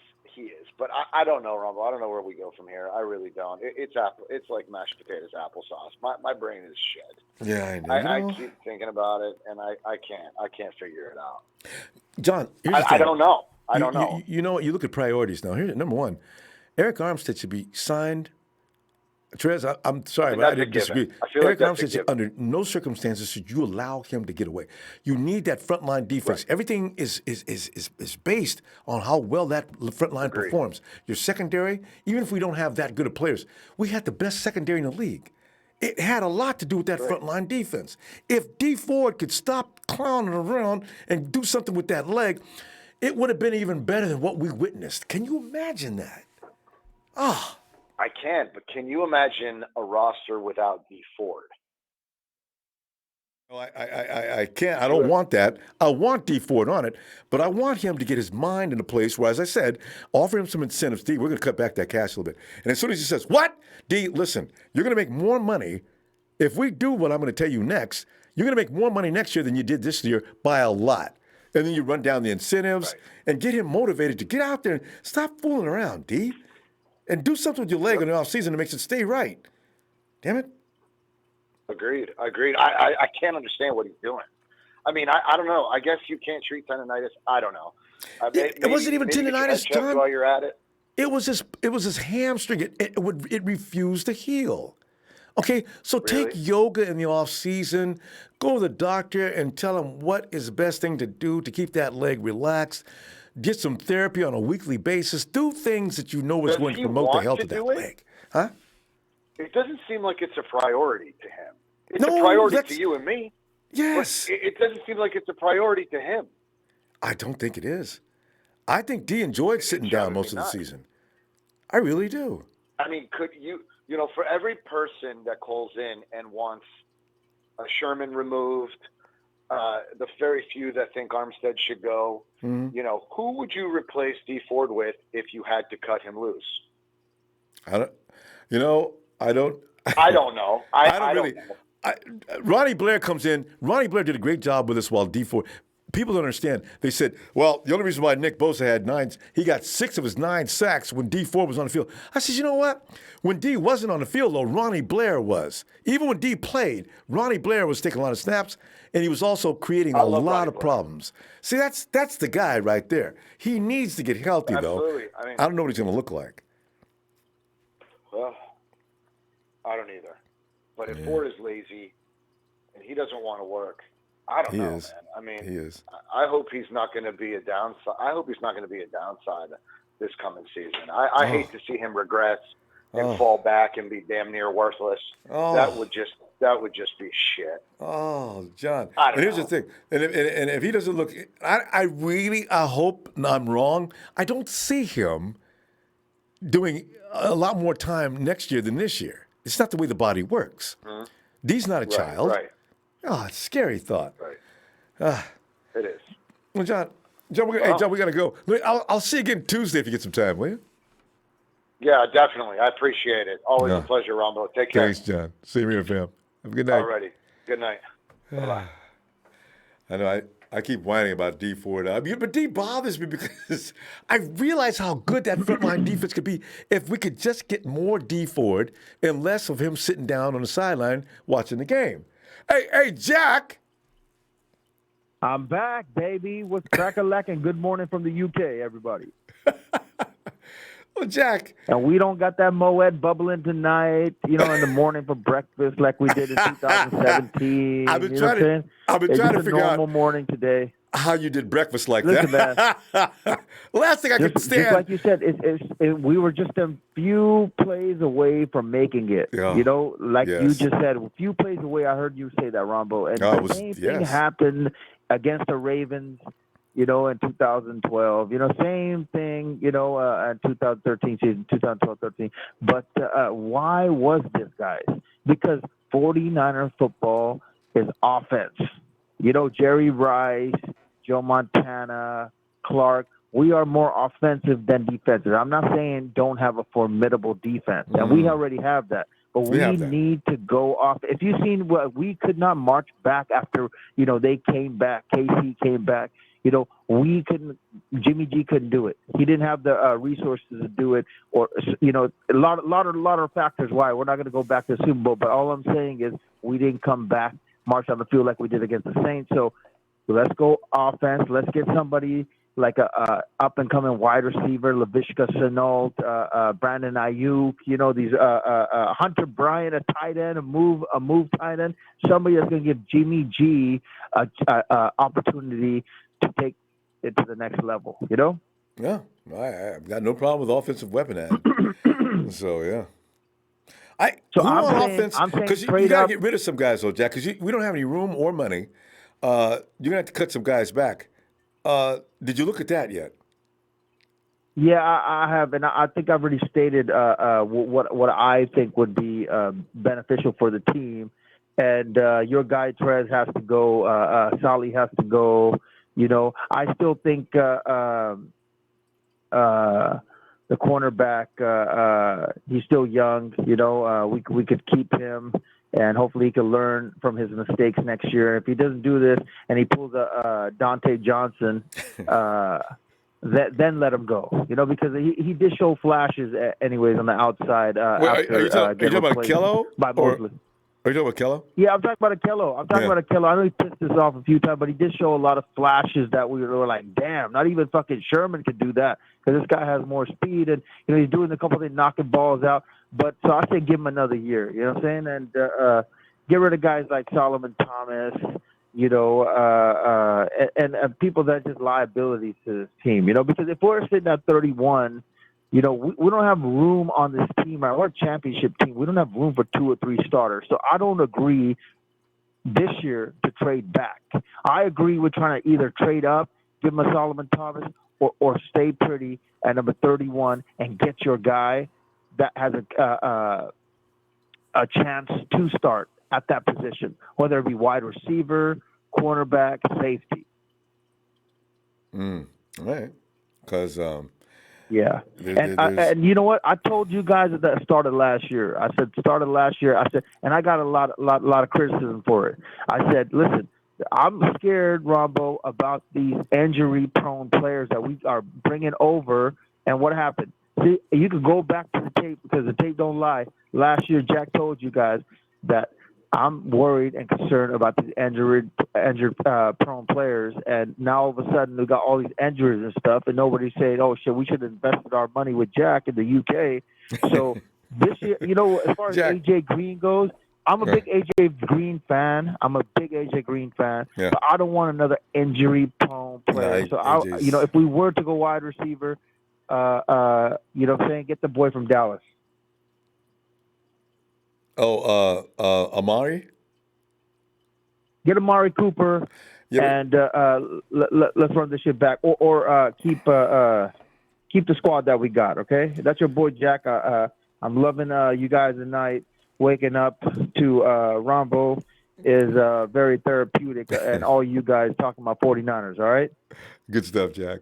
All right, fam. I'm gonna get my coffee, man. I'm gonna get you one too. Okay, ship it over to you. Thanks, Jack. And remember one thing, guys.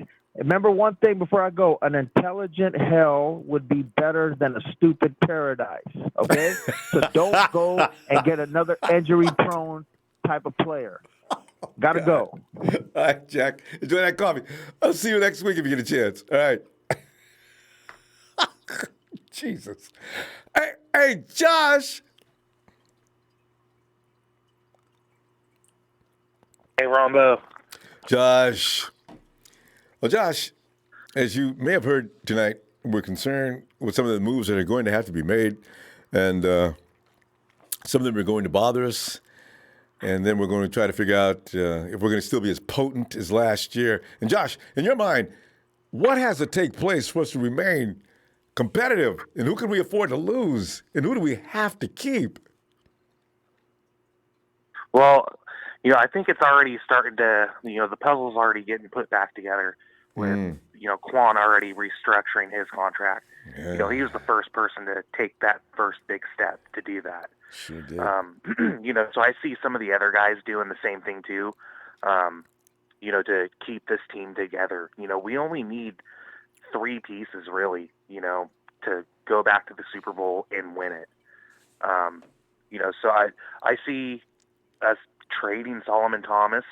You know, he's a good football player and he has so much more potential, but we haven't gotten it out of him in his time. You know, so we could get, you know, a 4th round draft pick, 3rd round if we're lucky for him, you know, to get another player in the draft. You know, I know for sure we're definitely going to sign Eric Armstead. We're not going to franchise tag him. We're going to sign him.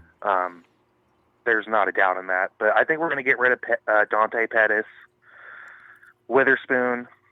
I think we're going to let Jimmy Ward, you know, go. Hey, okay. I think Matt Breida will probably trade. How do you replace Ward? Safety position is very important. You've already got. We still have Tavares Moore back there. I guess you could bring in a safety to compete with Tavares, maybe. Yeah, well, I mean, you know, there's some good, you know, safeties coming up in the draft that, you know, we can get with the draft picks that we have. But you know, I mean, Ward, he's had one half good season every year. He's always broken a bone that's kept him out. So, you know, the thing is, I worry about that safety position. Tavares has probably got enough experience now that whoever you bring in to be safety, I guess if it's drafted, it's not like you're coming in with nothing but a rookie. Tavares is pretty much familiar with the system now. So maybe that. Yeah, I that think may he could be take an it option. over. Yeah. But I think we need to draft a cornerback and offensive line, and I know maybe interior, especially a wide receiver. I don't think we really need a wide receiver though. We've got all the pieces. We got Jalen Hurd coming back. I read an article. He's fully healthy. He's ready to go. Okay. He will be good to go for training camp. We read the same article. Somebody said Jalen Hurd he's good to go. He's ready for camp upon when that day starts. And then Grant Cohn put it out that he's thinking about retirement. I don't know why Grant did that and where he got the information from. But Grant has insider information. He's delusional. Well, yeah. Where did he get that? And why did he say that? Anyway, we'll find out more about that later. Yeah. And I think even though we haven't seen the Jet do anything for us, he already said that he'll do whatever it takes to stay on the team. True. So, we put it. We trade Matt Breda. We get another draft pick. You can trade Breda, and we restructure. I think we can. Well, I think he's a what do we call? He's third a free year, agent. right? Yeah, he has to resign. He's an undrafted free agent, so you have to resign him. But he's restricted. And something else too. Yeah. Anyway, the 49ers can offer him whatever, and he'll be fine. But do you want to trade him? The 49ers run out of running backs every year, Josh. We're down to we had 4 running backs this year. I think, was it 4? We had 4, and we ended up with 2 healthy ones at the end. That's scary stuff. Yeah, but that's all you need, though. I mean. Well, as long as you make it. As long as they stay healthy, yeah. As long as you make it, and I say keep McKinnon and restructure his contract and give him a 1-year prove it deal, and if not, then you're out of here, bud. Yeah. I'm pretty much. That's what's going to happen with Jarek. He's going to have to take he already said he's willing to take a restructuring to stay with the 49ers. He's already made $16 million off the 49ers anyway. He's probably not concerned with whatever they're going to give him this year. Right, yeah. I think at this point he feels like he's obligated to show that he really, wants to be there with them. He wants to do whatever it's going to take. But you know what? And another thing, Ronbo, I know we got other callers. People need to lay off of Jimmy G. We're not getting rid of him. I don't know. We're not getting rid of him. I mean, even with as much as we ran the ball, Jimmy G almost passed for 4,000 yards. What was he, 15 yards short? Jimmy G, next year, every mistake he made during the course of the season, every single mistake he made, that's where all the attention is gone about Jimmy G. Nobody cares about his touchdowns. Nobody cares about what he did against certain teams. It's about those INTs and every single mistake he made. Forget everything else, and that's what he's getting judged on. So, the coaches aren't paying any attention to that either. So he'll be back. No. I mean, he came back from an injury, first year in the system. He made it to the freaking Super Bowl. Like, what more could you ask for? As a lot of people, this next lot of season, people don't appreciate it. Yeah. So no, but he'll be there, and he'll be better for it. As I've said, Jimmy G is like everybody else. You go your first year with Kyle Shanahan, it's rough, and he did well considering. The second year, now we'll see. Josh, we're gonna go. I'll see you Tuesday, okay? All right, Ronbo. All right, Josh. Have a good night, fam. And we go to Slee.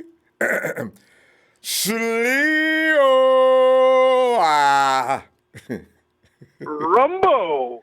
Shleo. Shleo, as you know, we're taking it as if we had a right. We're cutting the team up and getting rid of the fat and leaving nothing but that lean meat. We're getting ready to barbecue that 2020 season. We got to figure out how to keep everybody, though. You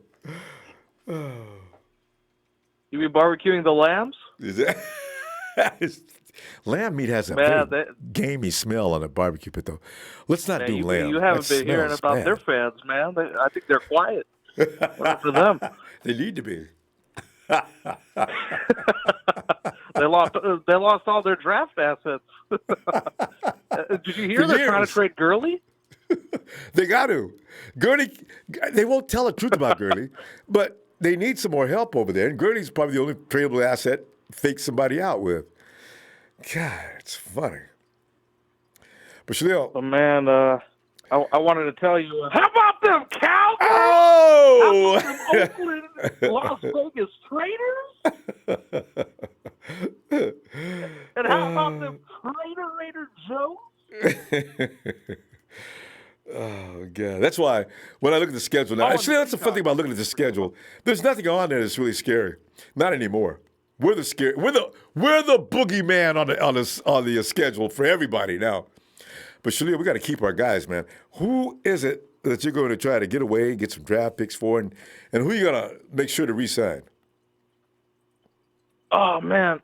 First on my list, I want to get rid of Solomon Thomas. Yeah.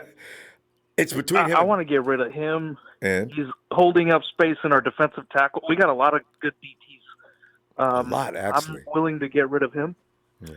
I think we should get rid of Dante Pettis as well. You know what? From now on, I'm going to say, who you get rid of besides Solomon Thomas and Dante? He's too concerned about pussycats and coloring his hair at Color Me Mine. Turn off the lights. Oh, now he lacks the dog element too. Dante. There's no mean in him, you know. Yeah, he needs dog. Yeah. And I'm hearing a lot of people talking about getting D4 restructuring the contract. I think what we should do is wait till next year.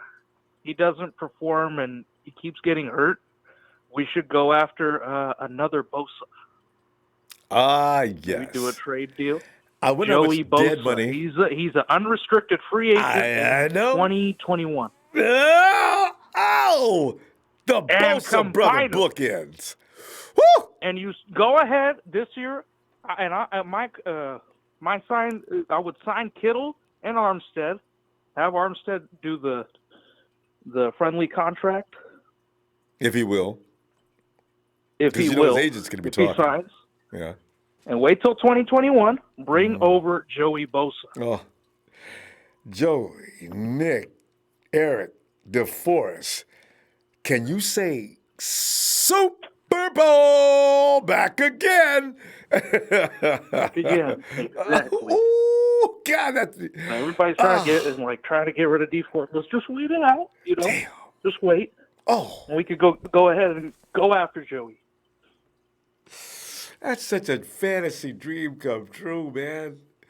Oh, the Bosa mom would be just delighted. She could go ahead and get her a place in the Bay Area because both her kids are here. God, that'd be funny. They probably already do because Nick's gonna probably. Oh, I think Nick likes Miami though. I think they still like Florida. So. But I tell you, okay, so you're not saving a lot of money though. And somebody once suggested both let Joe Staley be a cap casualty. The dude needs to be pulled down and whipped naked. But that's a lot of money. Joe's going to get 11.7 next year, and the dead money would only be against the cap would only be 1 million points, 1.75. So there's a lot of things to consider. John Lynch is a ruthless dude. I can't imagine what he's going to do, though. You know what? I have all faith in Lynch. I know he's going to get some good players in here. I have no problem with him. Mm-hmm. But we need to get away from Solomon Thomas. That one was on him. That one was on him. His classmate. At Stanford. Right? Yeah, his classmate. Oh, yeah, classmate. Sorry, classmate at Stanford. Buddy. John. We got to get away from him. We could have picked up Solly T got to go. Jamal Adams. And I would include maybe Christian McCaffrey. I would include C.J. Beathard in the deal. If anybody's looking. Shalil, you can't get anything for C.J. Beathard. Can you imagine you answer the phone, Shalil? Just include him. It would be like, hey, here's as a package deal. We'll include this for free. You'd sour the deal. Can you imagine, Shalil? Here I am. I'm John Lynch, and you be the GM. Hey, Shalil. Yeah, John here. Now, listen, I got a deal for you. I'm going to give you Solomon Thomas. I'm going to throw Dante Pettis in on that deal. And as a bonus, I'm going to give you C.J. Beathard. Now, what are you going to do? Oh, great. Thanks. We'll take him. Give him the horse face over there in Denver. Well, you know what? I mean, that's like taking all quarterbacks. And you got to give me something back, though. I don't know if he third-round pick or something like that. Here's the thing, because the 49ers can afford to give up certain players, as we all agree, and maybe they're in the wrong system. Solomon Thomas might be good in the 3-4 for all we know. And then again, I don't know. Dante Pettis, I'm not sure where I don't know where he'd go, but he could really run He needs route to go very somewhere well. they're going to be really strict on him. I think Kyle let him do his own thing. Let You think so? some of the guys do his own thing. Could be. You got to be really hard on Pettis. To make him work. Yeah, to make him work. He's more into like coloring and kitty cats. So. You know what, though? He needs to work. With Dante, he grew up You got to push sheltered. him. Yeah, that's why I want kids that grew up in less than ideal situations. Dante grew up a sheltered child. His father's a good baseball player, so he never saw a day of struggle or striving. He just happened to like football, and he went out there and he did a great job because he's got natural talent. You got to push him a little bit. That's all. I need to push him. Tell him he can't use a shower room or anything until he gives me like a certain amount of reps every day. I need like a certain number of plays. I need for you to, Dante, you gave up on that catch. I seen you bail on that play because I think you were afraid of contact. What? Yes, I saw it, Dante. If I see it again, I'm telling you right now, you won't play another snap the rest of the year. I'm telling you right now, Shahlil, I think that's what happened. I don't know, man. You just got to push him. I think there's too much privilege in the team. Kyle Shanahan got to stop with that shit. Push these guys. Yeah, but you know what? If you got to do I know he does, but you got to yell, get in their faces. But Kyle makes people sit down. I look at Matty B was our star year before last. Kyle sat him down behind fumbling. Dante Pettis. I don't know what's going on with Matt Breida either. Right? Kyle, and Dante Pettis was supposed to be the child of great expectation this last year. Kyle gave him, 5-6 weeks and said, sit down, Dante, sit down. And Debo took over. He's never going to catch up with Debo. Not in his lifetime. Hey, but I know one thing, Ronbo, whatever running backs we get, they're going to be great because we got a good running backs coach. Oh, yeah. So whatever they're doing, it's working. I know. That's Bobby and Kyle. That's what they do. They make running backs. Fam, we're gonna go. And whatever teams, yeah. No, wait, finish before that. I leave, Ronbo, any teams that are want bidding wars, we do bidding wars. We don't need to get into it. I know. Let them go. No, except for Eric Armstead. All right. Except for Eric Armstead. I know. But yeah. All right, fam. Thank you for the platform, Ronbo. Thank you, Shahlil. Shout out You're to so the welcome. Fire. Later. All right. Have a great week. A weekend. Come on, boys. Is it? Who was that? All right, John V. Thanks, fam. Appreciate it. Thanks, John. See you next week. And let us go to the Iron Sheik. Come on in, Sheik. What's up, Ronbo? What's going on, fam? Sheik, man, we're just sitting back looking at some of the things that are going to have to be done to us soon. And we're trying to brace ourselves. There's going to be, for some reason, I got a feeling there's going to be some bad news that we're not going to be able to really handle real well coming up between now and March 13th when the free agency period begins. And then April 1st, some contracts have got to be either signed or people are out. I mean, these are some of the things we got to look forward to because the fun time is over.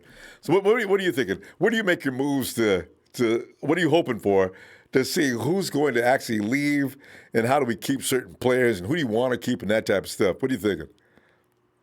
Well, this is what I'm thinking, Ronbo. Like, everybody's talking about salary cap and this and that. You want to save money for the guys that deserves the money, like Kittle and Buckner and whoever deserves having it. The Goodwin situation and the Trent Taylor situation, I think, Goodwin was okay with us when he was healthy and was playing, when he's helping out in a certain way, but he's a whole year has been ghosting. He has a little family issues. We all understand. We all respect that. But the thing is, Ronbo, he's not active. He was not really a non-factor when he even was on the field. So I think we need to cut ties with that guy. and move on. And Trent Taylor, he's been 2 years with a back issue. That is a concern. Hamstrings and back issues lingers for a long time. Well, I don't think he's going to be. And that foot had. Oh, it's a foot now. The foot. I think he had 4 operations on that foot. That's bad. Yeah, read up on his foot. It's really seriously crazy. So I'm. Yeah. Wow. And you're like a wide receiver, so you need that foot, to break routes and all that stuff. So it's like, and I'm going to also bring in. I love Jalen Hurd. I really think he had a lot of promise for the future. But honestly, Ronbo, with that back injury, he's been gone for the whole. We haven't heard anything going on with him, his updates or what's going on. I want him to stick around. Grant Combs says he's considering retirement. Have you seen that yet? I've not heard I heard it. Yeah, I was live listening. I was messaging, and when I heard it, I was like, really? Wow. I'm not 100% surprised because backs are, that's just something. Yeah, you can't be a football player and have a back issue. That is scary. Yeah. So if that happens, Ronbo, we have to look at the, situation with their lack of injuries, all these injuries that we had in the past. We got to find these guys. Like everybody said, oh, we're good on wide receiver. No, we're not good on wide receiver. We have Debo. He's a freaking stud, but we need somebody to come also help him out and then have double team him, and then we get shut down, Kittle or him. We need a guy like Sanders to bring him back, maybe a 1-year deal, and he wants to come back, but I hope he comes back. But I also think we need to go draft a wide receiver in the draft. If it's a first round or even trading down, we need to figure out the wide receiver position. Because Kendrick Bourne, I like Kendrick Bourne as well, Ronbo, but he's not a yak guy. He's a red zone guy. He gives us 5 touchdowns, and he does certain things to help us, but he's not a starter. So we need another guy next to Debo Samuel. We're not sure about Jalen Hurd.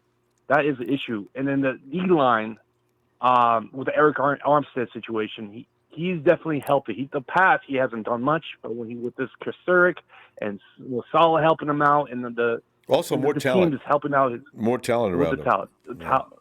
So we're not sure if this guy is going to – I want him back, but not if you're going to ask for more money, then I'm sorry, you need to walk. Because there's other guys that could be available. We could go get I'm not going to go over the big names like Michael Bennett. He might have a short contract. Maybe get a little small contract for him. There's other ways that you could get these guys. If he wants that big money, we got to pass on. And that's the thing about depth you must have, and we have that in the defensive line. The right guard position, Mike Person, he's been up and down. We all know we get headaches with him, and sometimes we're happy with him. We need to find that position in the draft. In the free agency, it's difficult because the money is going to tie us up because of the guys that we're tied up with in the future. Corner, Mosley. I love Mosley. I love Sherman. Sherman is not going to that. Everybody in the fan base, please stop with that Sherman letting them go. He is a leader. He's a coach. You know how we do. We don't forgive people. Player. You could be Pro Bowl. You make one mistake, get him out of here. I mean, it's Jesus. It's insane, Rombo. God. And it's like, and then the Jimmy G situation. It's like, get rid of him. Threw more than one INT. That's all we need. Exactly. And then the Jimmy G is like, he's 23-6 with all that bread. Do you want a dynasty that's actually, yeah, the 49er way, or do you want a small window with Tom Brady? Yeah. Come on, think about it. The coaches, there's no way that's going to happen. I would bet the farm. There's no way the coach is going to bring in Tom Brady and get rid of Jimmy G. It's just not going to happen. I mean, it's so far not going to happen. So I'm not worried about that. And another thing, let me bring up too, and also let me bring up the Herd. I don't know if you follow him on Fox Sports. He said, Belichick wanted him for a reason. He wanted to keep him over Brady, but Kraft said, no, we're going to want Brady. Brady, yeah, he wants a Super Bowl with that team. But with that division, but Jimmy G is 23-6. And right now, Belichick's part is saying, God damn, I want to have Jimmy G in this team right now. It would be perfect for me. I would have given him the contract, and he would have had the destiny, but that guy won. So Kyle Shanahan picked him for a reason. He's going to be fine. We need to work him in some points of his game, and he'd be fine. Mm-hmm. Belichick actually likes Jimmy to the point. That's why he didn't let him go to the Browns, and that's why he called Kyle, because he knows Kyle can work with him. So he was doing Jimmy a solid. Yeah. So, and it worked. Yeah, Ramon. But let me ask you this about this. I know you're a Jimmy Ward guy, but would you give him the money or he might ask a little bit more than what he got before, or would you go draft for him?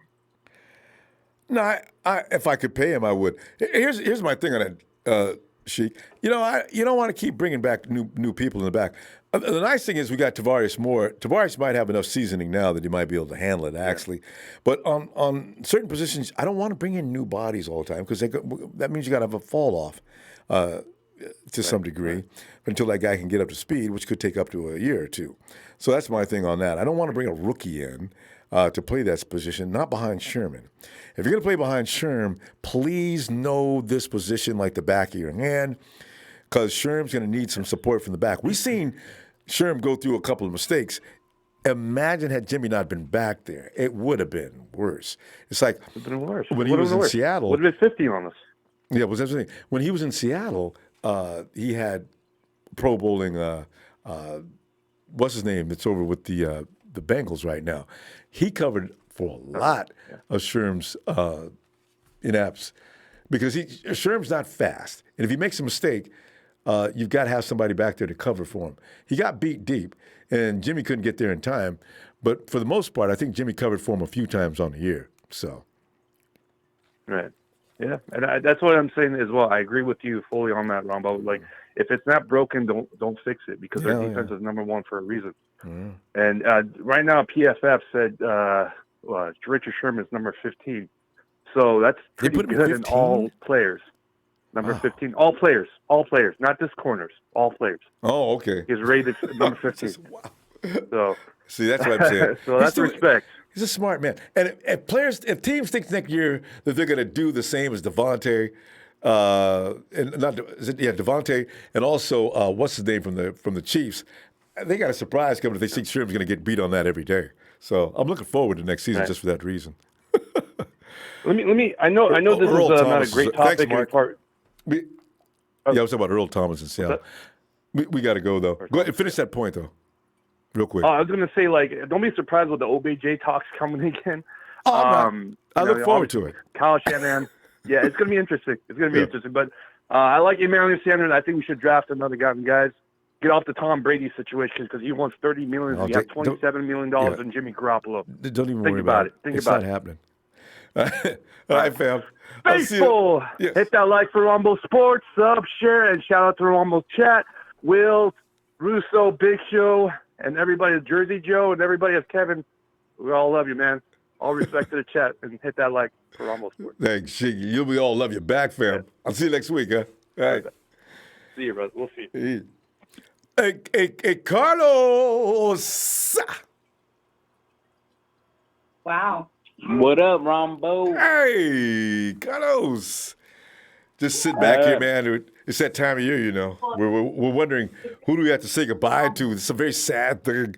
Even I don't even want to see. I want to see Akello stay with the team. Even, you know. I like Dante. I'm just tired of him laying back. Guy's too good, you know. Solomon T. I don't know, man. Carlos, what are you thinking? Who do we need to get rid of? What about Jason Verrett? And I forget about him all the time. Sean Poindexter and Wyatt McKinnon. Oh God! I don't know about Jarek. Tim Harris. Who? Tim Harris. Tim Harris. Yeah, he's a cornerback. Is he a linebacker? Cornerback. Cornerback. Do we have a cornerback? You know what? He never sees any action, does he? I think we do have another quarterback I'm not aware of. Because I know Dante Johnson, Kello, and also Sherman, and then of course you have Mosley. But we do have another cornerback, don't we? I don't know him. He's not staying. I can promise you that. Hopefully not. Yeah. Dante's not staying either. Dante? Probably not. I don't see Dante Johnson staying. Oh, Dante Pettis. Oh, I really don't know what Kyle's going to do with Dante Pettis. Carlos, he's got a rookie contract. He's not costing a whole lot of money. Maybe you could trade him, but you can't. Cutting him's not going to make any huge difference. I think we might keep him.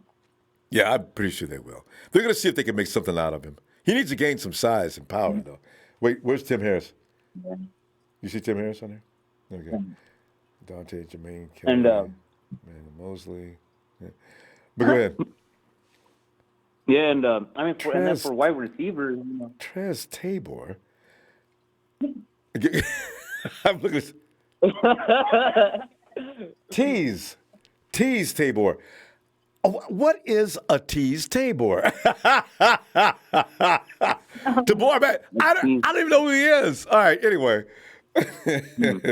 He's probably in the practice squad. But anyway. Probably. Yeah.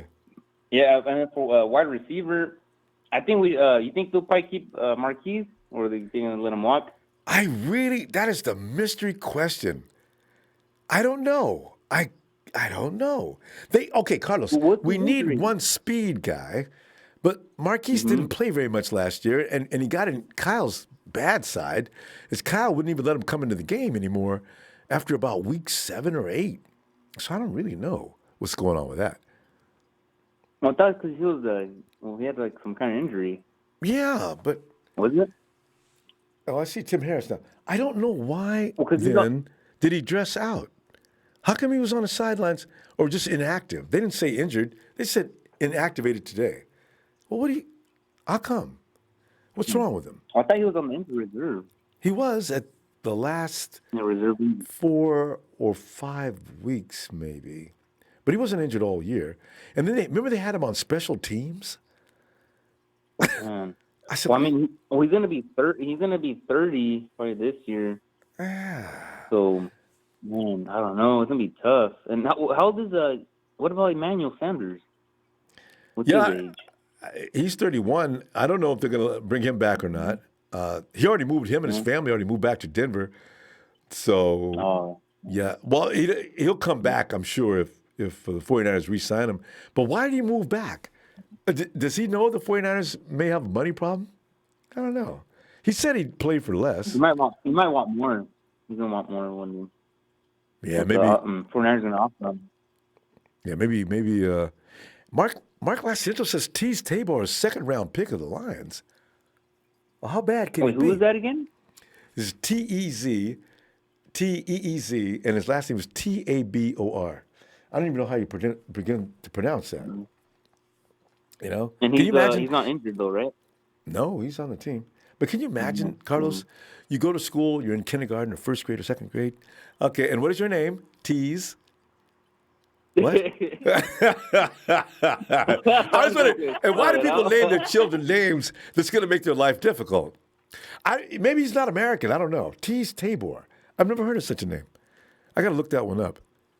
Anyway. And then Demetrius Flanginian Fold. Wait. Flanginian. This. Okay. And, here's the thing. Black people don't get mad, but we have a habit of coming up with names of creativity that sometimes they don't make a lot of sense. Hey,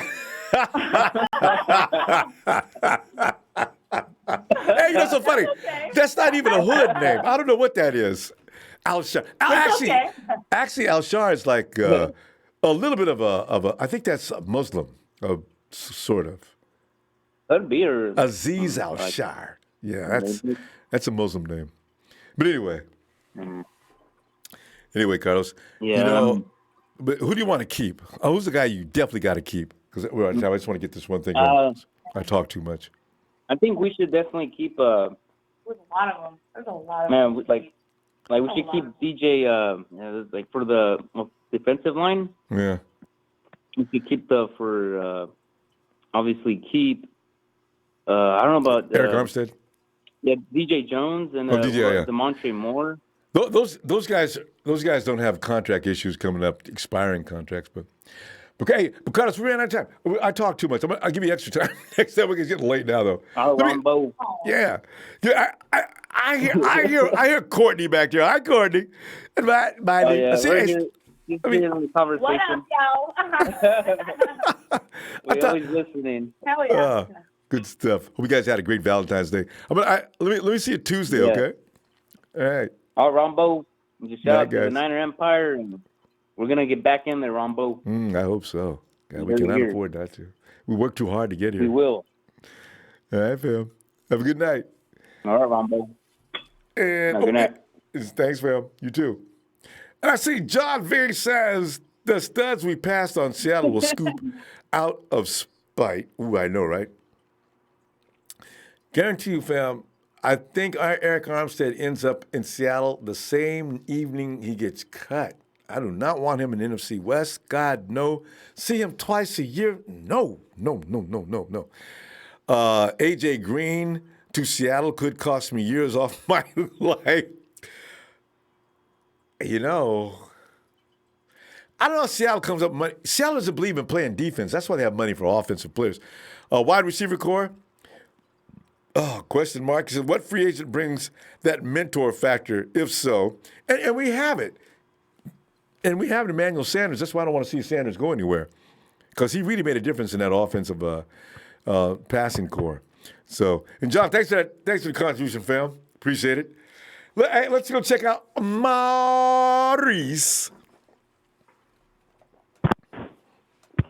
What's going on, Ronbo? Maurice, we're just looking around trying to see who we can let go, and in order to keep players we want to keep. And Ian Sharp says Thomas Solomon should have been traded earlier. It's too late now. Too late. That's why you got to trade. It's too. You know what? It's too late to trade Dante Pettis too. Nobody give you nothing for Dante. Oh, yeah. Probably hang the phone up on you. Call me back when you're serious. What? Dante can play? Right, on the sideline. God. Man, I'll tell you, Ronbo, this is going to be hard to do. You know, this is how I'm thinking. I'm looking at, where everybody comments and everything. And it's like this. Either we can pay Debo and let Ward go and pick a safety in the draft, or we keep Ward and let, not Debo, but Tavares. Ford. Oh, D Ford, yeah. Go. Yeah, D Ford go. Oh. And, pick up, let one of those guys, step up and still pick up offensive linemen in the draft or something like that. Because I think, how teams gonna come at us now because they kind of got some paperwork. Well, we got a target, and plus we got a target on the back now. So every team's gonna play their best game playing the 49ers. Right, yep. Exactly. So now when we pick players or we let players go, we got to have a player that we can plug in there and we can impose our will on these teams. Even though they know what we're doing, we got to still impose our will on them. So we just can't get anybody to plug in. Then they got to learn everything.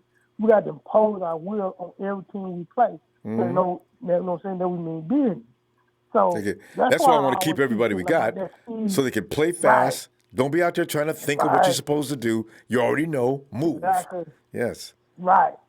Everything on instinct. You know what you want to do. You know how you want to do it. Then by you learning the system, when you see something that's coming your way, when they really don't figure out the right defense, now you can go another way.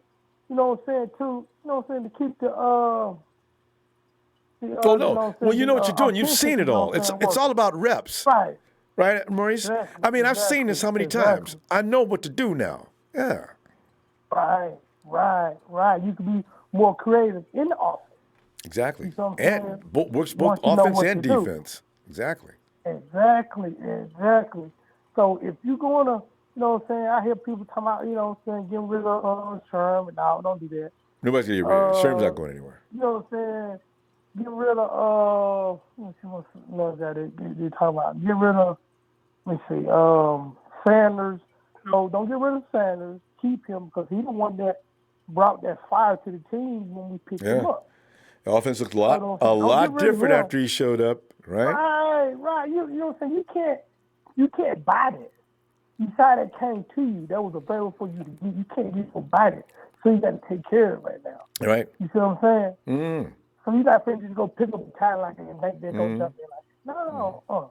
It takes the right person at the right time to plug in for it to work. Just like it is. And you make a good point you make too. certain players are going to have impact on your youngsters, because you look at Emmanuel Sanders and the effect he had on the wide receiver core, and then you look at D Ford and the effect he had on the defensive line. Not a lot, really. Nick Bosa doesn't need anybody to say nothing to him. You know, he's out there he's out there teaching Solomon T technique. I saw that on the side. Look at that. I watched the game. What? You go for him to play on the push around and beat him to the inside. All that. He's scoring you on the sideline. God, I'm so glad we drafted him. I knew he was the right one. Man, what you talking about? Oh. Man, and, I'm looking at if they can keep the guys together, hope some of them can restructure their contract so everybody has a little more money to play with to keep the home team. And when we do pick players, we just can't pick players because they got a big name. Everybody got to come in to oppose their will. So when we go play the teams, you can know what we do, but can you stop them? Yeah. You know what I'm saying? I know. And that's what's going to be the point. They're going to separate us from somebody else. Because they're going to come after us now. You know, so we got that zone swing, that running attack. You got to put some speed out there. Or you can come with, a 2 tight end set. You can draft another good we didn't do it, and Shannon used to love to do that. Yeah, he doesn't do it anymore. You got to have a little, more of a, we already got the mind to put in plays, but now you have to get the player to do that. Yeah. Put in that position now. You see what I'm saying? Yeah, you're talking about players with a lot of versatility in their game. And, and that's what the 49ers look for that. And every guy they draft lately, they've been asking, you need to be able to do more than one job out here. And look at George Kittle. George Kittle does so many things out there.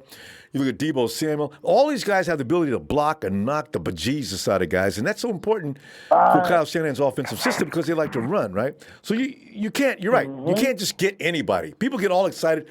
We like him. He ain't crap. He does one thing well, So, exactly. Yeah, I know what you're talking about. Yeah, you got to have that, because they're going to come after us. So you got to be able to have something they're going to answer that. They'll look. 49ers will turn over every rock to find them, too. And guys we won't even know about, and they'll come in and just hold a clinic. I'll never be able to get over Fred Warner, but Big Show knew who he was. I always love to give Big Show props about Fred Warner. I was crying about what I wanted, and Big Show, well, we don't need him. We can pick up Fred Warner in the draft. Who? No, BYU. What is no? And now good Lord, Fred Warner. Whoa. But see, you know what?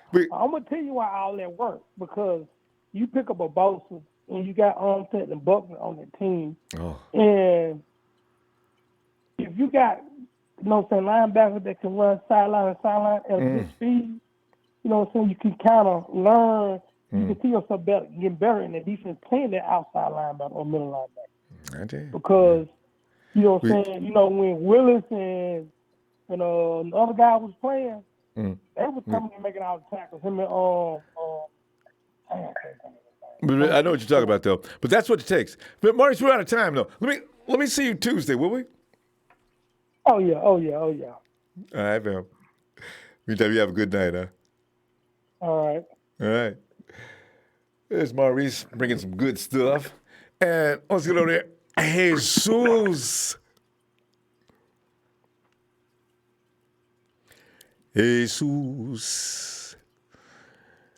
And G.I. Sabar, I see an upgraded running back, then Braden Coleman are gone. I see a play for new running back. Watch Melvin Gordon or Kenyon Drake.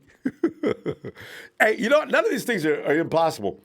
Hey, since day one, are you kidding me? We've not talked to him since day one. What's going on, family? I'm telling you, Ronbo, you've been cutting the lines off early, Ronbo. No, not me. Sometimes the lines get cut off by the system. We don't even know why.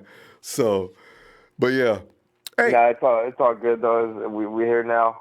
Hey man, I don't want the Super Bowl's done already. I'm ready to get over it, right? Thinking about the future. Same here.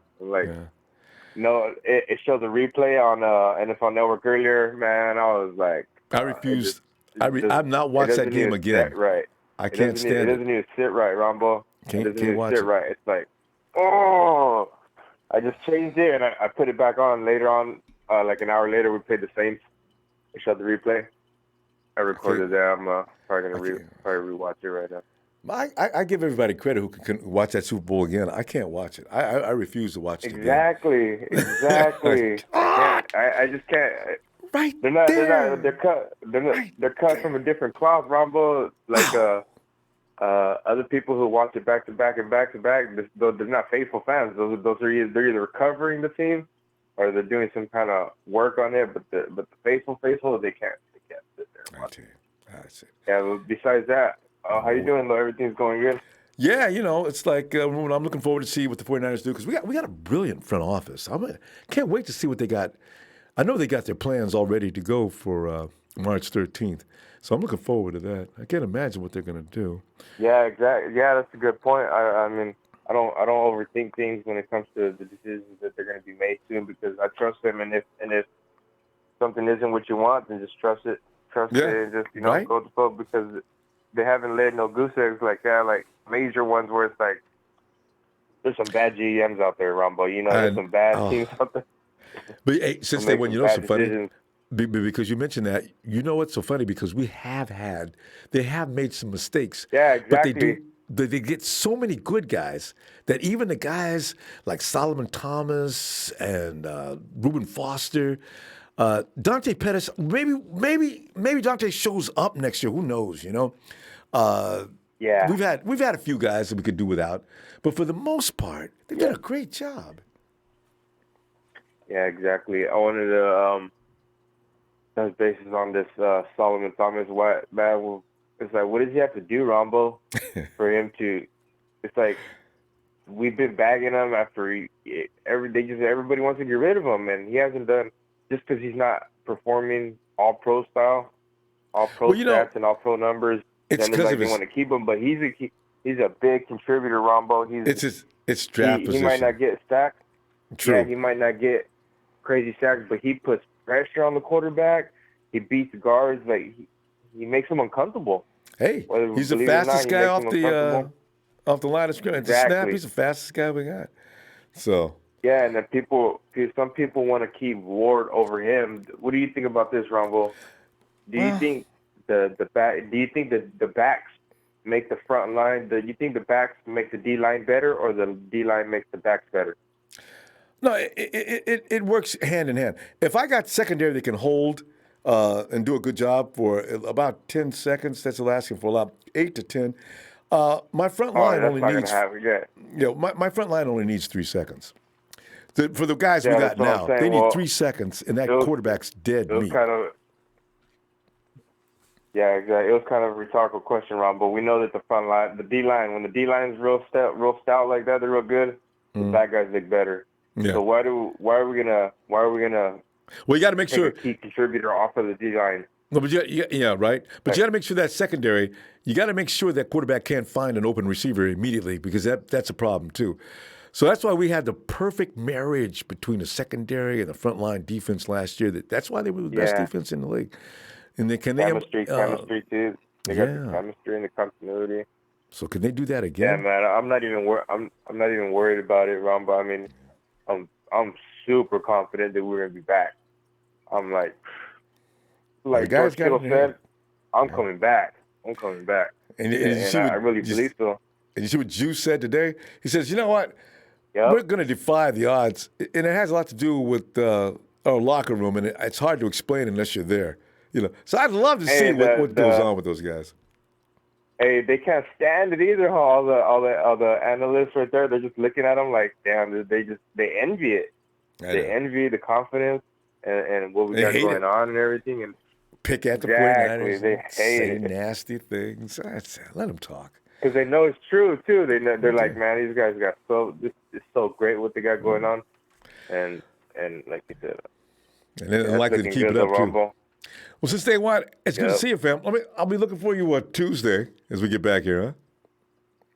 Oh yeah, it's a holiday on Monday. You need to take that off, Ronbo. Yep. I know, right? I can't get away. It's my problem. It's a holiday. All right, man. There's your excuse now, huh? Yeah, I got caught up. Family issues. Appreciate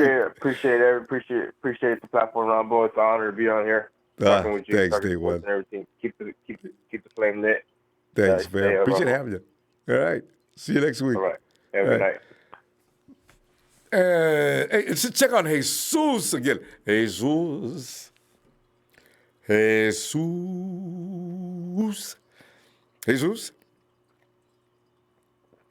And Jason G. Yo, I'm here. Hey, I'm here. Jesus. What's up, Jesus? Hey, what's up, Ronbo? Hey, want to get your Ronbo! input? Oh!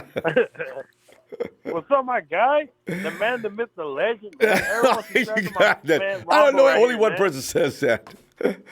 My man, Mark. Hey, but Jesus, okay, we're trying to figure out who will we be able to live with, because somebody's leaving. I got a feeling somebody's going to leave. Then we're all going to say, "Oh no, oh not him, no." And then when we see whoever leaves, Solomon Thomas is still going to be on the roster. Dante's still going to be on the roster. And we'll be all pissed off. It's, oh, man. I just know it's going to happen. Oh, my goodness. I wish we could keep the team. I wish we could keep the 53-man team like it is. Probably can't do it. Damn salary cap, man. I know, man. But you know what? That's what makes it more competitive. Because, if you're like a team with like endless money, like the 49ers used to be way back in the day. Most definitely. Yeah, see, this evens out the playing field. So, but just like the Redskins, how it was a no-cap year and like they just bought out all these old players and, well, not all old players, but all good talent. And that's how they got the ring, remember? Hey. Well, I don't remember. Well, I don't remember because I was at my time. But well, the thing is, that's the way it's always worked that way until the salary cap came into it became real. And then you even look at the Dallas Cowboys. Even now, if there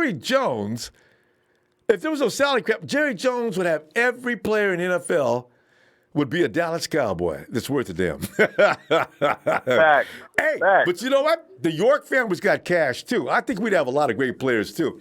It's those small market teams with the owners not that big time that would have a lot of trouble. But that's the kind of domination you had back in the day. Now, like we're talking about, salary cap. Okay. You want to pay a dollar for dollar tax? Go ahead. Uh-oh, I ain't paying no $250 million dollar for dollar.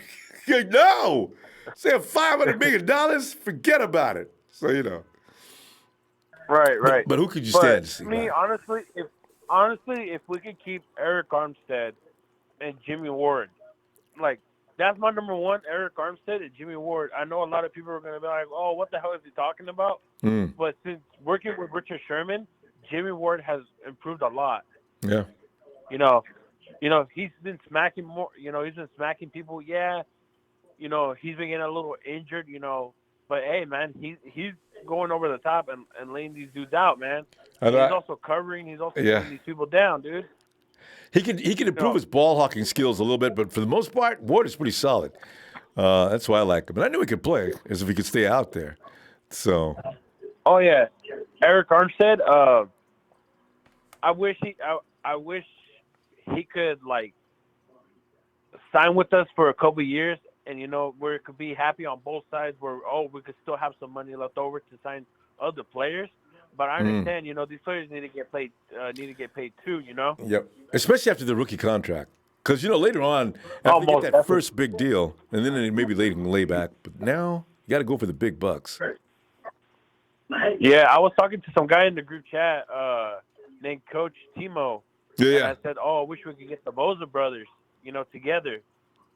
And, hopefully we could get Joey Bosa along with keep Nick Bosa and DeForest Buckner and Eric Armstead, and maybe we could trade. Maybe we could trade D Ford away if he's gonna still have these injury issues. I know. I'm not saying to get rid of him. I think D Ford is actually a great player. No, but but D he's handicapped. If he's got the tendonitis going on in the knee that's gonna take him out sometimes, and then he's got a hamstring that won't heal. So but like Coach said, if you have both his brothers, do you know that your salary cap is really getting ate up? In fact, I don't know how we. Oh, most definitely. Yeah, because Nick's gonna have to have a renewal soon. So you'd have near $30 million in 2 players. Woo! Yeah, God! that's hella true. That's hella true. But I think I don't know if it's this year. I don't know if it's this year or next year, where the NFL is gonna go into a lockout supposedly. Where they always say it and it never happens. Because the players always give in. Yeah, the players always say, okay. So, and that's bad for the players because they're going to do it again, and the NFL knows we're going to play 17. We're going to have 17-game season soon, probably 2021. Yeah. I don't know how that's going to work with the playoff brackets and things like that, where it's going to be if we keep it the same, but that's not going to that's going to kind of mess things up because you're going to have automatically there's no one not going to be even. There's no more going to be 8-8 teams. I know, right? It's gonna be yeah, you're right. The scary thing is it's going to add to injuries. Teams are getting into the Super Bowl now, always missing several players, and that's already rough enough. So, but we'll see. But anyway, I think there might be 2 bye weeks. Now that causes a problem. If you're gonna have 2 bye weeks, when's the season gonna end? I mean, it already ends next year. I know, yeah. It's probably not. The players, from the owner's perspective, they're going to make more money, and that's the bottom line. From the players, yeah, the players probably should lobby for more money too. And also, I'd like to see the roster expand from 53 to 60 players. If you guys are going to make them, I need to stop cutting guys that I wish I could keep, too. So, most definitely. But that's why we have the reserve players, no? Yeah, we got a practice squad. But I want to have a 60-man roster, and also want to have a practice squad. So I got 80 guys that I could choose from. Now you going to make me play this many games? I got some superstars on my practice squad, even. Most definitely. Real quick. I know you got to go. But do you think Brady is going to go? No, I think he'll stay. Brady, he's a good football player. We know he is. Well, I don't know what holding on to the ball all of a sudden, Jesus. I don't get it. What happened? They got to work on that. I don't know what happened to him, man. He was going from undrafted to not getting the chance to, oh my goodness, he could be the next thing for the San Francisco 49ers. To him sharing the spot with Coleman. Yeah. And, to him losing the spot to Mostert. And it's now, now he's just on special teams. Right? I couldn't believe it. See, that's why, and I want guys that work with Kyle and Bobby Turner for a long time. That means they've also worked with that offensive line. Pretty soon it becomes clockwork. You know what I mean? They don't have to think. Everybody knows where they're going. Everybody knows what everybody's do. The more they'll stay together, the better. Most definitely. Yeah. So. Most definitely. Hey, we have the best running back duel in the league. We don't have that number one guy, but hey, that just shows us, hey, we're giving love to all our running backs. I know, right? You know what I'm saying? Bad boys. Me, I know we gotta go, man. Thank you for putting out the platform, Ronbo. Thanks, thank you for putting out the platform. My pleasure. We love you, man. Go Niners, man. Hey, man. Hopefully we can go to the Super Bowl next year. Hey, but I'm not gonna say that yet until. Yeah, wait. You gotta wait. See, at least until April 1st. Yes, sir. After the free agency.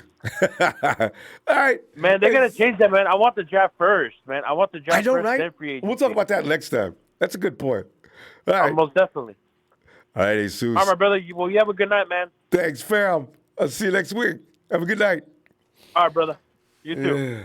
Yeah. All right. Let's see. And Shamizzle. Say that name, it tickles the mouth. He says, I hope we keep Mullins, but eventually he will get a bigger contract elsewhere. He deserves to be a number one. I really feel bad. Schnauzle. I've been thinking about that. Every time I saw Mullins on the sideline, I can tell he's just chomping at the bit. He wants him to feel so bad. He really does need his own team. So I'd like to keep him, of course, because if Jimmy goes down, I know he'd do a great job, but he deserves better. J.J. Let me see. Elmemian. Eli Memian. Eli Memian. Okay. He says, drafted interior O-lineman, then in the third drafted defensive end, and then drafted guard, and then drafted nose at 31. In the first was beef up your 20-point interior and defensive line. J.E., you need to call in so I can give me a further explanation on that one. Sounds interesting, though. I do like the positions you're talking about, though, because we definitely need an offensive lineman. Person got hurt. I don't think he was fully recovered by the time he played in the Super Bowl or maybe the playoffs either. That neck, you can't have a neck injury and play offensive line. Are you serious? Dude, it's tough, though. I mean, that's his, whoa. And, gee, I see an upgrade at running back. I think Brady and Coleman are gone. I see a play for a new running back. Watch Melvin Gordon. Oh, no, not Melvin Gordon, no. Melvin Gordon is still crying about his money. Melvin Gordon he's not Zeke Elliott. He thinks he should be getting Zeke Elliott money. He's not that. He's okay, but he's not. I don't think he's of that caliber. I'd pay Mostert more than I would pay Gordon. Roger Jorgensen says, how about Ronnie Blair? Oh, how about him? Got to have him back. I don't know what he's going to be like in that knee. I don't know how bad his knee or if it's recovered or he's going to be ready for camp. Hope so. Sean Bullard, keeping Eric is a plus no denying about it. It's business in trying to get another 1 to 3rd round draft pick that will be way cheaper, save money, and sign another veteran defensive tackle. Sean, I vehemently disagree. You know, I want that defensive line. You start tampering, messing around with it. That was the best defensive rush in the league. Now you start doing those kind of things. Now next year they're the 3rd or 4th best defensive line. I don't want to be the 3rd or 4th best. If there was a better tackle out there that was cheaper, we'd have him, but I don't think so. Unless you got lucky and if there's another Nick Bosa in the draft that plays the interior, what are the odds of that? No, I don't want to be second best, third best defensive line. They got to try to keep America Armstead. Because as I'm saying, that defensive line is what it is, right? If I'm driving a car down a road that goes 250 miles an hour and I'm Dom out there and Fast and Furious, I got that car, all of a sudden I jump into the neighbor's Chevy. I ain't going to win. Hey, Michael Harrigan says, hey, maybe we might have to get rid of Thomas, Ward, and Armstead and play D Ford one more year because I can't have a part-time player getting paid full. Sign D-Buck and Kittle. Yeah, Michael, you guys got to realize I can't get on board with doing anything with that defensive line but making it better. If we could find a replacement that does the same thing as Eric Armstead, yeah, okay. They cost less money, but can you? Can you? That's my only fear. Because if next year, for years, all I did from 2016, 17, all I did from 2016, 17, actually, what was Harbaugh's last year was 14? Yeah. All I've been doing since 2014 was crying about that defensive pass rush. Every week they were getting lit up. Running backs were doing whatever they wanted to do. Quarterback standing there, up, shot.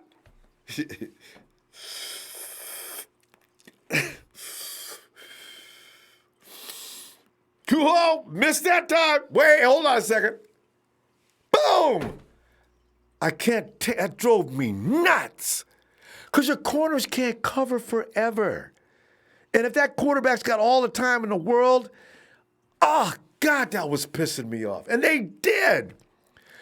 Every week, we sat there and we watched those quarterbacks just tear that secondary apart. Everybody kept saying, we need some cornerbacks. You need that quarterback to be in trouble. Finally. This last year, the quarterback was in serious trouble. They made, except for one game that I still wonder about, Aaron Rodgers, Kirk Cousins. I don't know who that was in the Panthers. Who else? And don't forget about the Baker Mayfield throw. We sat there and we enjoyed ourselves every week. Why? Because that defensive front was lights friggin' out.